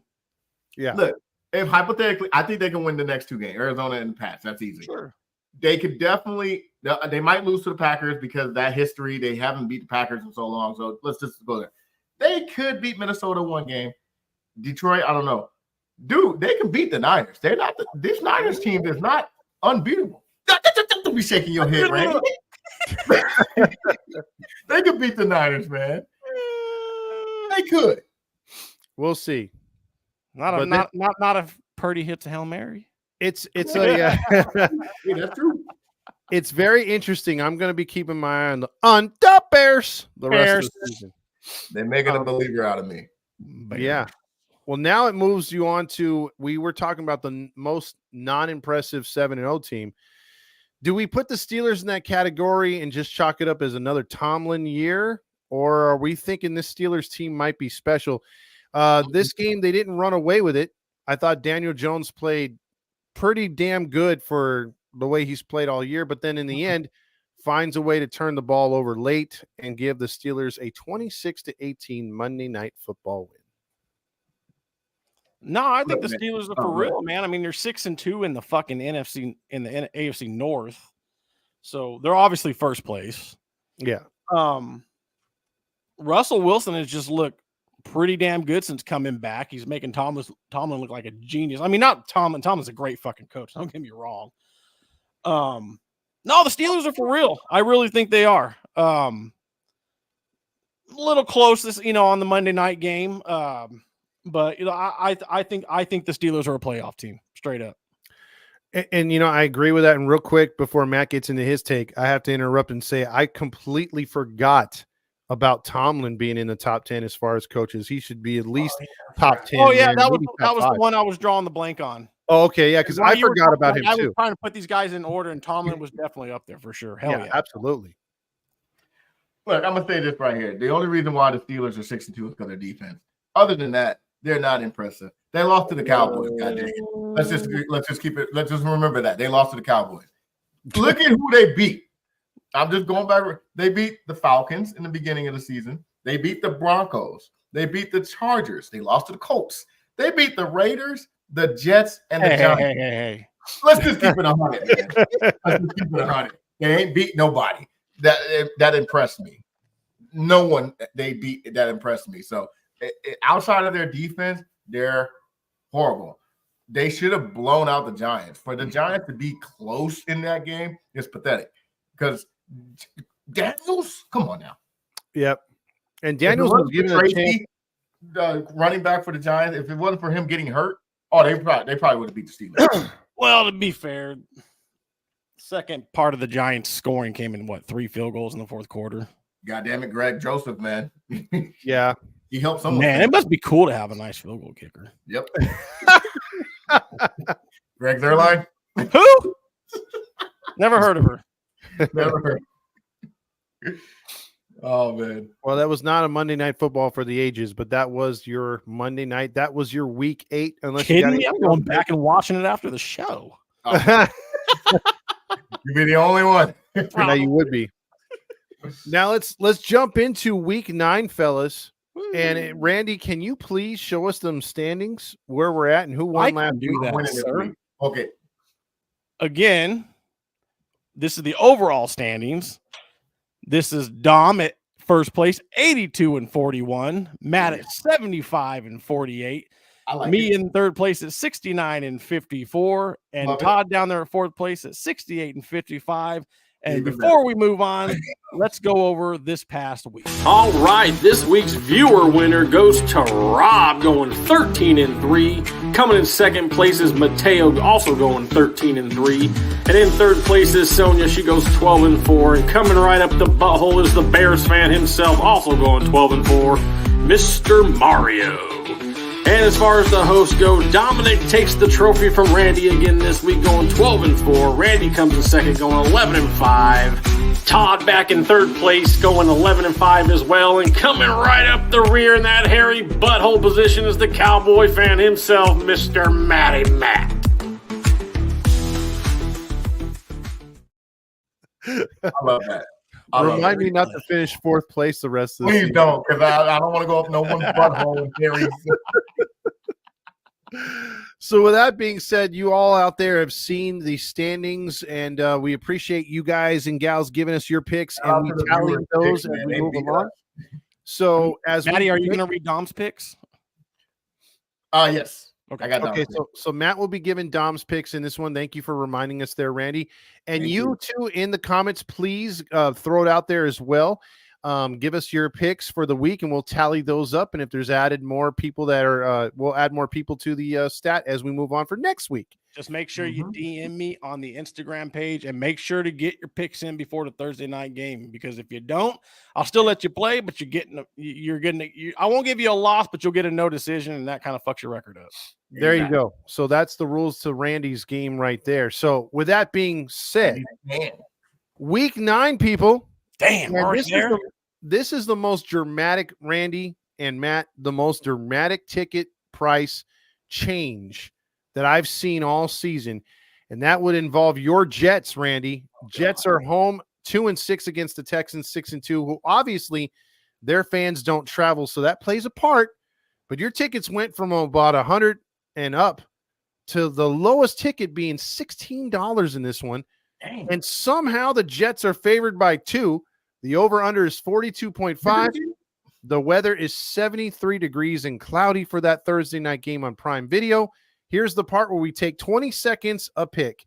So, Randy, start me out on the Titan or the time. Real quick, the order it'll go Todd, Matt, and then me. I'll go last. Okay. All right, Todd. Here you are, brother. You are on the clock. Okay, much like you guys said early on in this one, man, in this show, you guys pick the Jets has been coming back to bite you in the butt, and I think it's been biting me in the butt.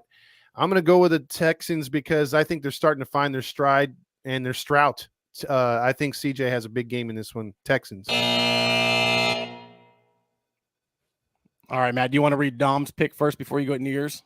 Yes, Dom picked the Texans for this week, and I don't blame him. All right, you are on the clock, sir. For the Jets to be a 2.5 favorite, Vegas must know something. I'm just saying. Randy, what do they know? I don't know. It's something. But there's no way. I picked the Jets 5 weeks in a row, and guess what? They broke my heart 5 weeks in a row. I'm done picking them. I'm picking the Texans. No brainer. Let's go. Greg Zuerlein. That's who it is. That's all I got to say. Greg Zuerlein. Randy, I got to hear you. I need you all 20 seconds, Randy. Let's go. Pause. All right. Okay. No, so everybody's got the Texans. I'm trying to get out of third place, so I'm just going to switch it up. I'm picking the Jets. What? I'm the picking reverse the psychology. Jets. Only because I want to switch it up, and hopefully I can maybe get a win. Like I said, Vegas might know. He did this last week the week before when we all picked. He picked Atlanta. I know that, and they beat somebody. I can't remember. Damn it, Randy. He's like, he knows something with Vegas. He knows something. I got the script. So that'll move us on to November 3rd, which is the first Sunday game. And I forgot to mention that you never know. Crazy things have happened if you look back on the NFL. That Texans-Jets game is a Halloween game, which there's been some crazy stuff going on in Halloween. Jets will be wearing their all blacks. There you go. The Dallas Cowboys, 3-4, 3-1 on the road, go to Atlanta, 5-3, 2-3 at home. Tickets going as low as $157. Atlanta is a 3-point favorite. The over-under is 51.5. They play indoors. Give me that 20 seconds. Take it. Dude, this one is going to be butt clinching close, Matt. I really, really think Dallas has the lead with about a minute or two left, and Kirk Cousins just knifes them in the back and pushes the Cowboys to 3-5. I like the Falcons to win this one at the very end. Real quick, Dom picked the Falcons, just FYI. All right, sir, you are on the clock. Look, man, I agree with you, Todd. It's definitely going to be butt clinching. It's going to be tight. I'm telling you, tight as you don't know what. Look at Kirk Cousins' track records against the Cowboys. He is horrible against us. And that's the only thing I'm banking on. And not only that, this is our Super Bowl. Because, damn it, if we don't win this one, it's done. Give me the Cowboys. Randy. That lack of run game in Dallas. That's just – I don't know how you can win ball games if you got no fucking running game. So I think give me Atlanta in a close one, probably a shootout, probably like 27-24 or something like that. But give me Atlanta. I'm the only one to pick the Cowboys. Might not be proud of that. We'll see. Hey, man, let me have my moment, man. Higher than the process. Now here's a game that could be sneaky good. Like you guys have mentioned all night, division rivals, you throw the records out. You might want to do that here if you're the Dolphins. They're 2-5 coming in. The Buffalo Bills are 6-2, 3-0 at home. Tickets going as low as $147. The temperature is going to be 59 degrees, kind of balmy for this time of year, and cloudy in Buffalo. Buffalo is only a 6-point favorite. Over under is 49.5. Give me them 20 seconds. Go. I like Josh Allen and the Bills and what they're doing. You guys brought up a good point where the receiving core is much better. Kincaid's playing out of his mind. The defense is getting a little bit better, and I think they're going to continue to mature and move towards the playoffs. And when you move towards the playoffs, you win games like this. Give me Buffalo to stay undefeated at home. Tua might die, Mario said. That's so disrespectful. Oh, man, it's hilarious. They're playing in Buffalo, right? Yeah, they're in Buffalo. Yeah. Dom picked the Bills, FYI. Okay. All right, sir, you are on the clock. I don't need all 20 seconds for this one. I did say that Miami might turn their season around now that Tua's back. They just won't do it this week against the Bills. There ain't no way the Bills going to lose to Tua, especially in Buffalo. Miami is a hot weather team. It's getting cold now. It's October, going into November. I know it's fall season, but damn it, give me the Bills and I mean, it's real simple for me. I said it earlier. Josh Allen owns the Miami Dolphins. He's like 11-2 lifetime. I still think Tua is going to be a little rusty. I think the Bills are going to kick their ass. I think it's going to be something like 27-12. Dang. Yeah, so give me Buffalo. Okay. So that would be the Buffalo game right there. That moves us on to, and we have about 3 or 4, and I'll ask you guys after we're done with the picks, what was the who gives a fuck game of the week. But I think this is maybe not the game, but this is an honorable mention. This is definitely the disappointments of the season game of the week. The 2-6 Raiders go to Cincinnati, where Cincinnati is still not won a game at home. They're 3-5, but they are 7-point favorites over the Raiders of Vegas, of Oakland, of Los Angeles, of Oakland to Vegas. Tickets, again, $76. Bengals 7-point favorites. 46.5 is the over-under. Cloudy with no chance of rain. Again, we haven't had much weather so far in the NFL season. That's kind of been disappointing, but there it is, and give me that 20 seconds. Bam.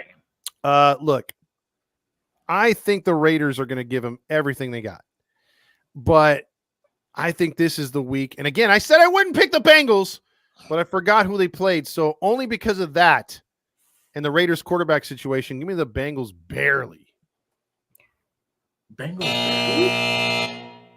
Oh, I don't think they cover. No. Cover. I think it's less than a touchdown. Wow. By the way, Dom picked the Bengals. Really? Bastard is picking every team I'm picking. Yeah. All right, Matt. I see what y'all doing here.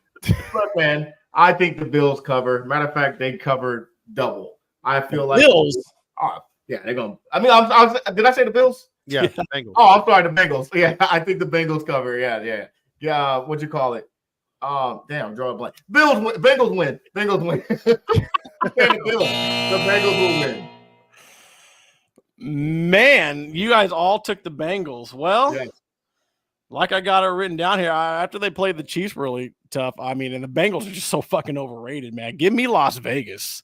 I think they're going to, like I said, I think they're going to give them everything they got, and I think they're just going to eke out a win, something by a field goal, 23-20 Raiders. 23-20. See, sad thing is I can easily see that. I could too, but Joe Burrow, man, going to light them up. I feel like I don't know about that. They've yet to light up anybody, but we'll see. They'll light up the Raiders. Now, here's a game, guys, that could be very sneaky good. This one could be one of those under the radar. Oh my gosh, that was a good game. Did you all see that game? Just like how it was with Washington, Chicago. The Chargers, 4-3, the Harbaughs go into Cleveland to play Jameis Winston, eating that W. 2-6, they're 1-3 at home. The Chargers are a 1.5-point favorite. Over under is 42.5. Tickets as low as $23. And it'll be again sunshine in Cleveland. Give me that 20 seconds. You know, I really want to pick the Chargers, but I think they're a year away. And I think they win these type of games like they're supposed to next year. But something tells me Winston under the helm that Cleveland just looked different last week. And I know things don't always carry over to the next week, but I think this one does. Give me Cleveland.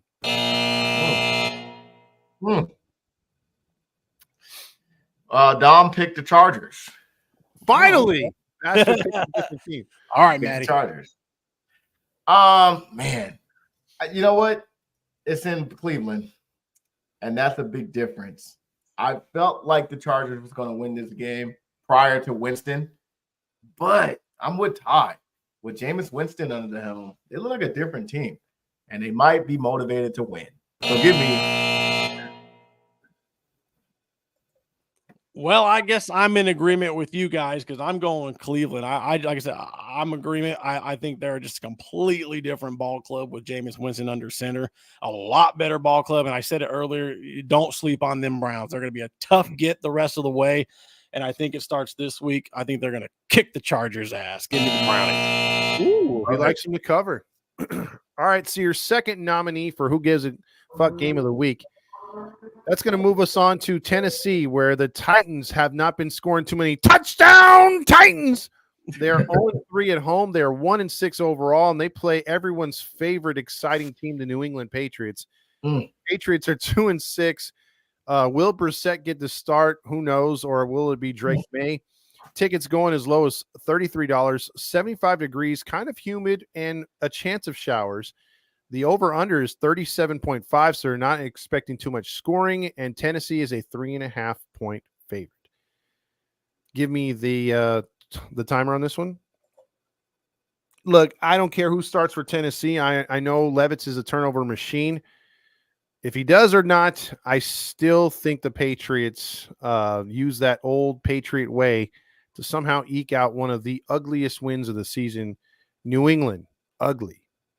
They may not cover. Dom picked the Patriots, by the way. All right. All There right, you man. go. I would have picked the Patriots, but with Nat saying that Drake is out, and we're not talking about the rapper or R&B singer, I'm going to go with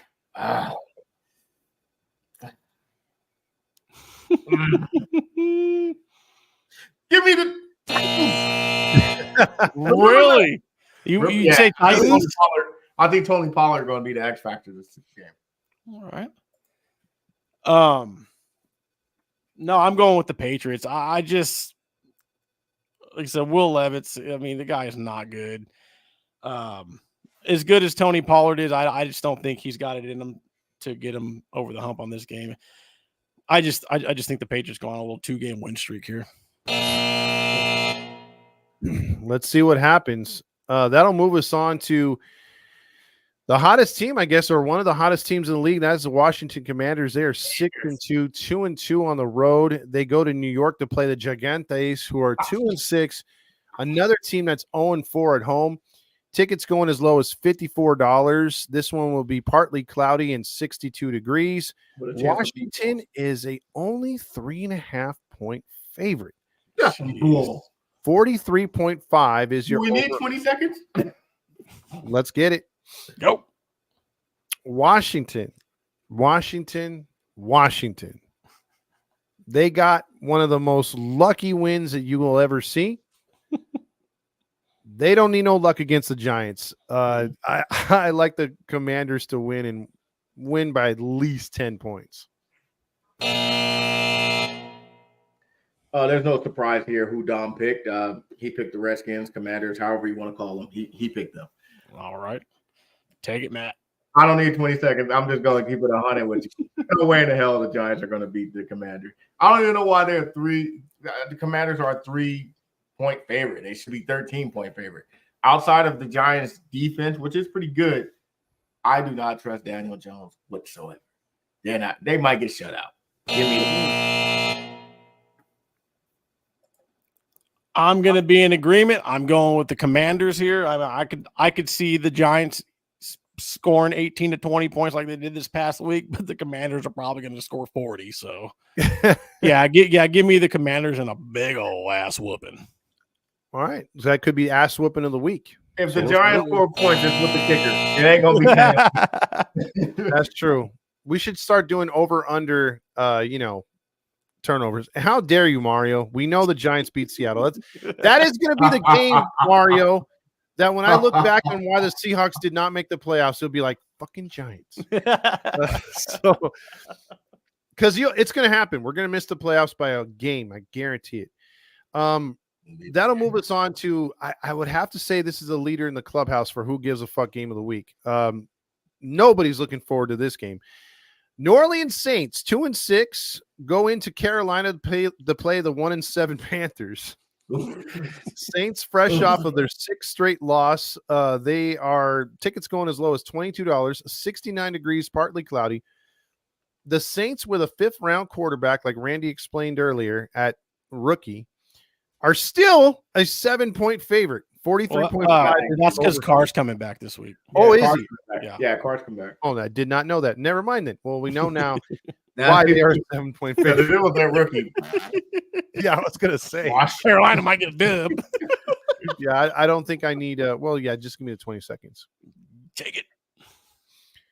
There's not too many other good movies out this week in theaters, so I wouldn't waste your money. I'd, go out, spend some time with the family, get some exercise, try to eat good, start a diet, pretend it's New Year's. Saints should roll. Still 1 second. There's no surprise who Dom picked. He picked the Saints, and there's no surprise who I'm going to pick. I don't need the 20 seconds. Give me the Saints. Yeah, I'm right there with you, Saints. I don't need no 20 seconds. Especially with Carr back. Yeah, absolutely. Okay, so then if we're all in agreement right there, we move on to the next game. Now, Mario picked the Saints. Is this the disrespect game of the week? I want your guys' take before you make your picks, by the way, if you can. Broncos 5-3. We talked about them earlier. 3-1 on the road. Go into Baltimore to play the Ravens 5-3, 2-1 at home. Tickets going as low as $100. Temperature 62 degrees, partly cloudy. So again, weather no factor. 45.5 is the total points predicted by Vegas. Now, do you agree or disagree? Baltimore is a 9.5-point favorite. Of course. Oh, hell no. No? No. I agree. Oh, okay. We're split on that one. I'm kind of indifferent on that one. I think they're kind of throwing they're not throwing the Broncos a bone, but give me that 20 seconds. Take it. Okay.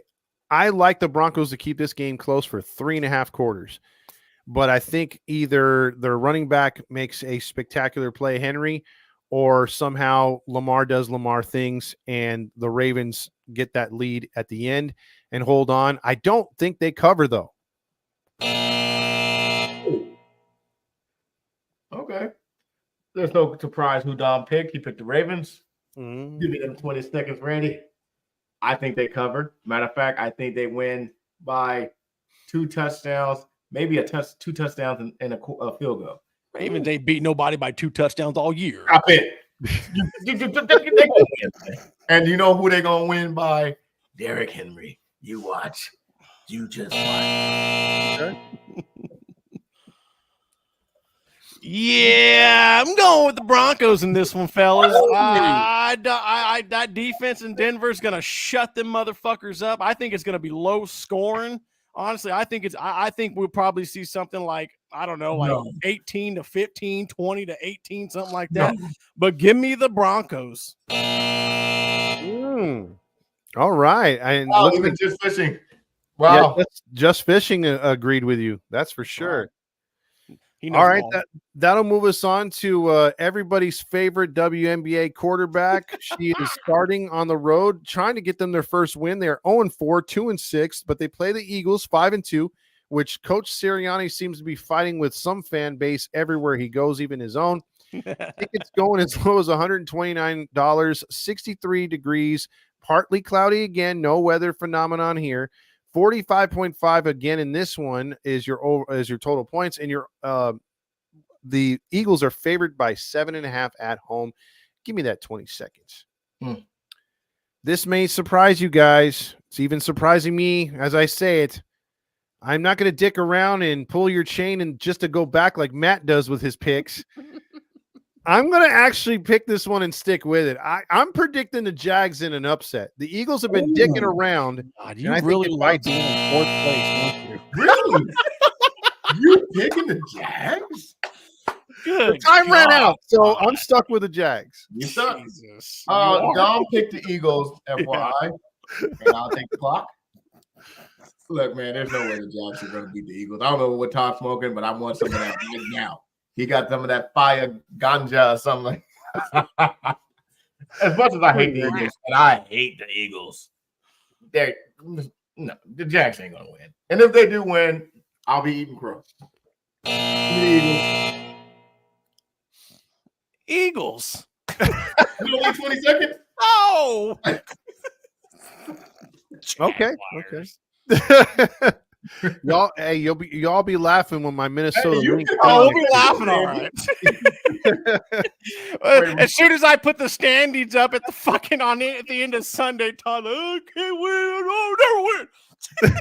Hey, Mario, look at watch. He'll lose by one fucking game, and that'll be it.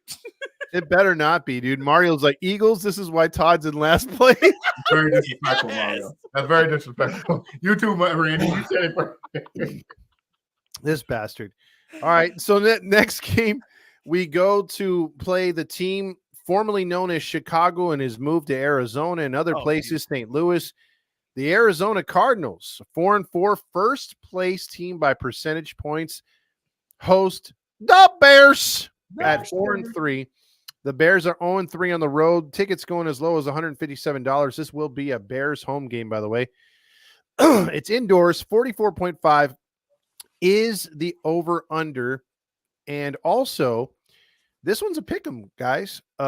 So this one's a straight up Vegas doesn't even know. So let's get that 20 seconds. Look, I think the midget runs around. And I think the midget makes some good plays. And I think the midget keeps this game close. But he will be stomped on by a much taller person in Caleb Williams. Give me the Bears to put the beat down in the end. Wow. Dom picked the Bears. Wow. And you know what? I'm picking the Bears again. Bears again. You know what? Stop playing, Todd. I swear to God, if they lose by Hail Mary. You know, he paused and thought, I better stick with Dom. Hey, you know what? There's no way, man. I swear if Kyler Murray wins, I'm done. But yeah, I'm picking the Bears. All right. Well, we're going to miss Maddie next week because I got the fucking Arizona Cardinals in this one. I just think after that loss last week against the Commanders, I think the Bears are going to be reeling a little bit. They're on the road. I just think Arizona's going to be a little too much to handle for them. I think it'll be close, 20-22, something like that. But give me the Cards. Hey, Mario said we just think some time. I picked him last week, and look what happened. We'll see if our juju rubbed off or not. Now for one of the best games of the week. This is probably going to have Tom Brady in attendance. The Detroit Lions, who we all think is one of the best teams in football, if not at least the NFC, 6-1, 3-0 on the road, playing a Packers team, which Jordan loves a game time decision in this one, but we all know LaFleur can still play with Willis at quarterback. Tickets are only $205 in the nosebleed section. Detroit in 52-degree weather and cloudy is a 3.5-point favorite. Over under is 48.5. Give me that 20. It's in Detroit. It's in Green Bay. This one is going to be very, very, very, very close. And it's going to come down to, can Detroit stop that Green Bay running attack? If they do, I like Detroit to win by at least 8 to 10 points. They're not much better than Green Bay, but a non-healthy Jordan Love spells trouble. Give me Detroit. Dom picked the Lions. I'm going to need all 20 seconds on this one.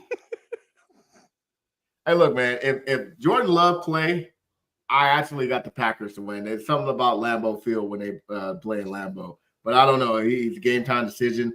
And because of that, he's still banged up. I got to go with the Lions only because it's a safe bet.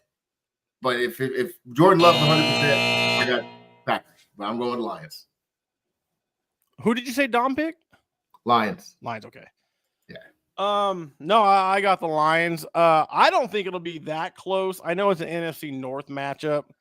But I think the Lions probably win by at least 7 to 10. They're just a really good football team firing on all cylinders right now. So yeah, give me Detroit by at least 7 to 10. Just Fishing predicted the score. He said 34-33. So we'll see if we have a game like that. That is game of the week status. Oh yeah, that'd be a fun game to watch. Absolutely. Now the Sean McVays, who traveled to my Seattle Seahawks. The Sean McVays, if they win this game and another bird team loses to Mario's Bears, the Rams could be in first place by the end of the night. Seahawks have lost 4 out of 5. Tickets going as low as $91. Temperature 53 degrees and partly cloudy. Rams are a 1.5-point favorite on the road. Over under is 48.5. Give me the 20 seconds, please. Look, I'm going to be taking chugs and swigs every time I see Sean McVay on the screen because that's all that Fox knows how to do. They don't know how to Who you got? This is more of like, please, baby Jesus, win Seahawks. I'm going to take the Seahawks only for that reason. I hate the Rams. I hate the Rams. You biased. I am picking with my heart. Oh man. Please, Seahawks. Yeah, you haven't used your head, on these pick'ems lately. Yeah, Dom picked the Rams. Would Dom pick the Rams? Yeah. Okay. All right, brother. I ain't gonna lie, Todd. I know you my brother from another mother, man, and I know you're No gonna see offense my taken. No offense taken. Just say it, man. Just say it. Dogs back, man. They got Puka, Coop back, Williams running back, man. I've got Seattle, man, to lose. Give me the Rams. What the? Wait, who did you pick? Seattle or the Rams? No, I got Seattle to lose. Oh, okay. I was gonna say. No, I'm with you, man. I got the Rams in this one. I can't trust Seattle right now. I mean, he let me down last week. I think I was the only one that picked him. Yeah. So, yeah, I think I'm gonna go with the Rams. They'll definitely cover. You said 1 point. I could see them winning by like 6. So, yeah, Rammies. I hate the Rams because McVay always does some tricky shit. Yeah. I don't know. Oh, by the way, I think we're doing a watch along for that, aren't we? We should set that up. I'm down. Okay, we'll set it up. What time do they play again? Is it the afternoon? They play at 1 o'clock, 1:30. Sounds good. Let's do it. Yes. All right, so now we move on to the 5 o'clock game. It is what we like to call the Peacock game of the week. He said cock. I sure did.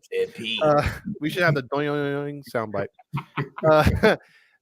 The big question in this one, does Sam Darnold end the losing streak? 2 in a row for the Vikings, but they are at home against the Joe Flacco-led now Indianapolis Colts. This game got very, very interesting. Tickets going as low as $78. 46.5 is your over-under. It's indoors. Minnesota is a 5-point favorite. Let's go. I'm been riding with Flacco since day one. I am not jumping off the Flacco horse. Ooh. He's 41 years old, but she can still ride on the frontier. I think the Colts get her done in Minnesota, dude. And it's a close, good one. Dom picked the Colts, believe it or not. Wow. Yeah. What say you, Maddie? Say you. Cold like Minnesota, baby. I'm picking the Vikings, man. I think they stop that losing streak. I think Sam Darnold has a good game. I see him going for 2 touchdowns, maybe even 3. And I think the Vikings put a slam on the Colts. I don't even think it's going to be a close game.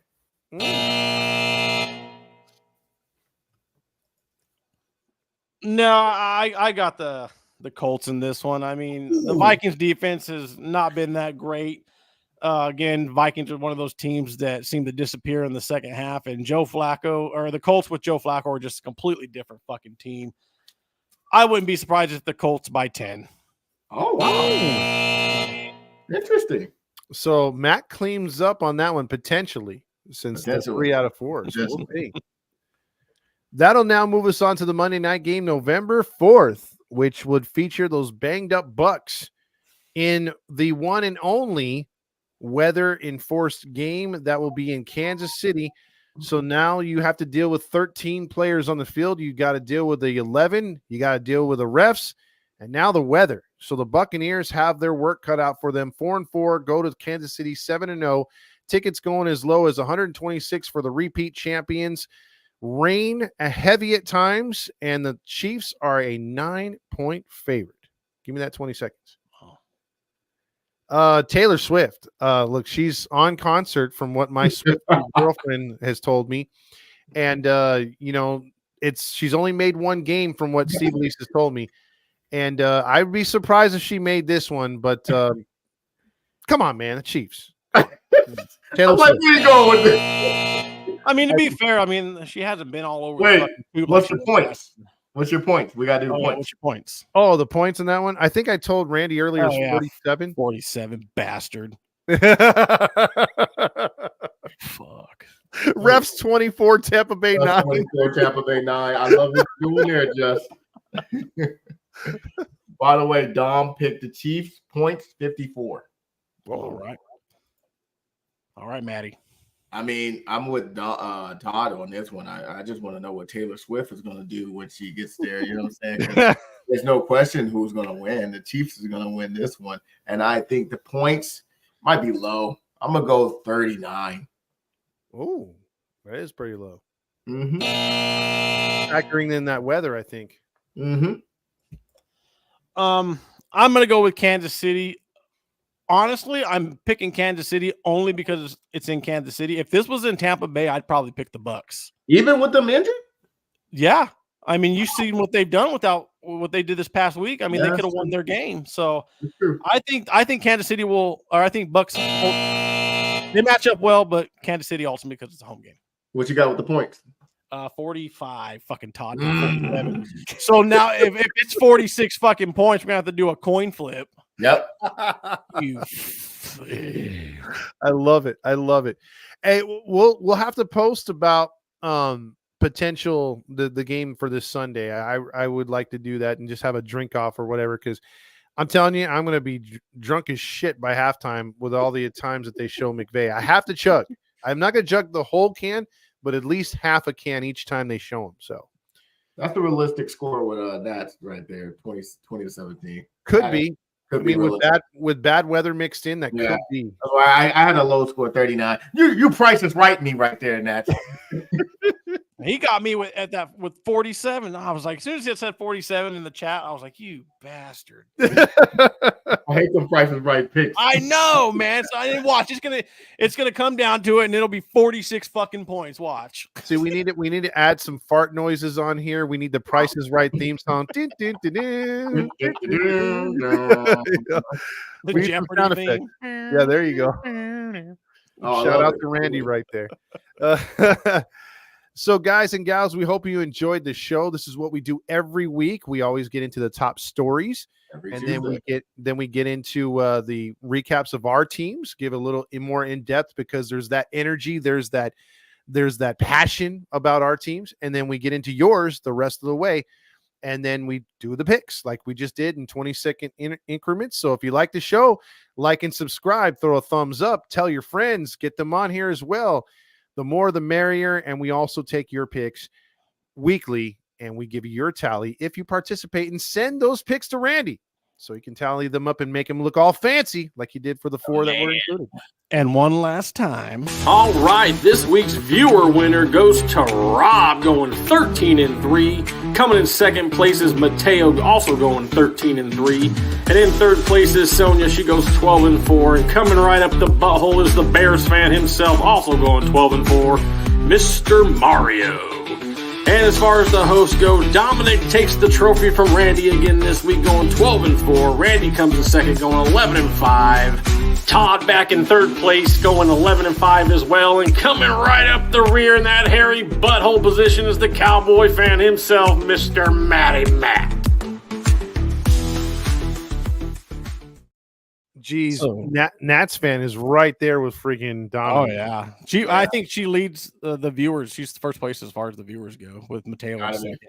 But again, congratulations to the Dominator, and again, congratulations to my brother Rob on his victory this week. Well deserved. Rob, what happened? What I miss? Mario. What did he say? I gotta see it. Hold on.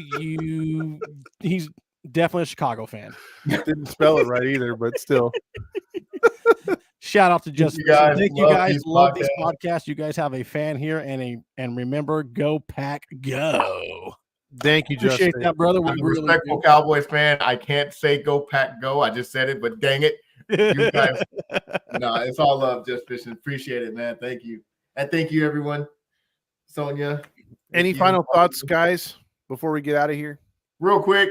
Give a shout out to Randy, man, because Randy puts in all the productions, the time clock, the everything in here. You guys got to give Randy a shout out, man. Just give our flowers to Randy, because without him, man, you can tell the difference. Because I'm holding up this goddamn iPhone to get the 20-second clock, and Randy, thank you, Randy. You make our life so much easier. I appreciate that, brother. I really do. I really appreciate that.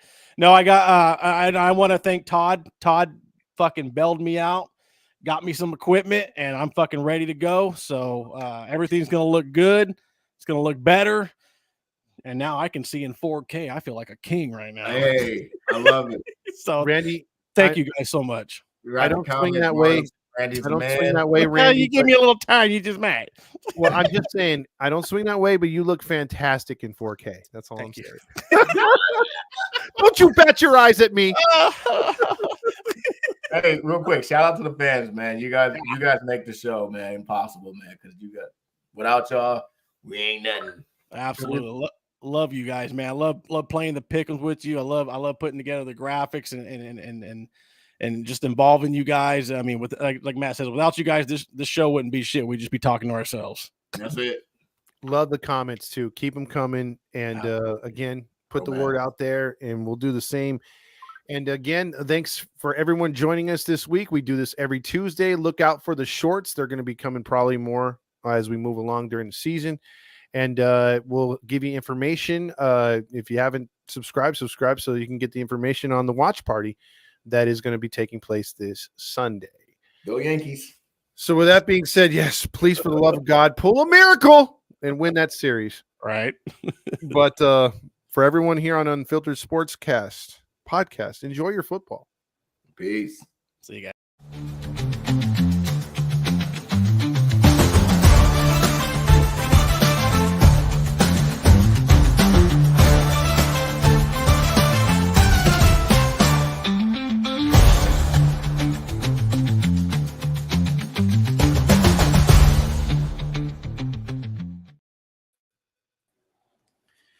We got a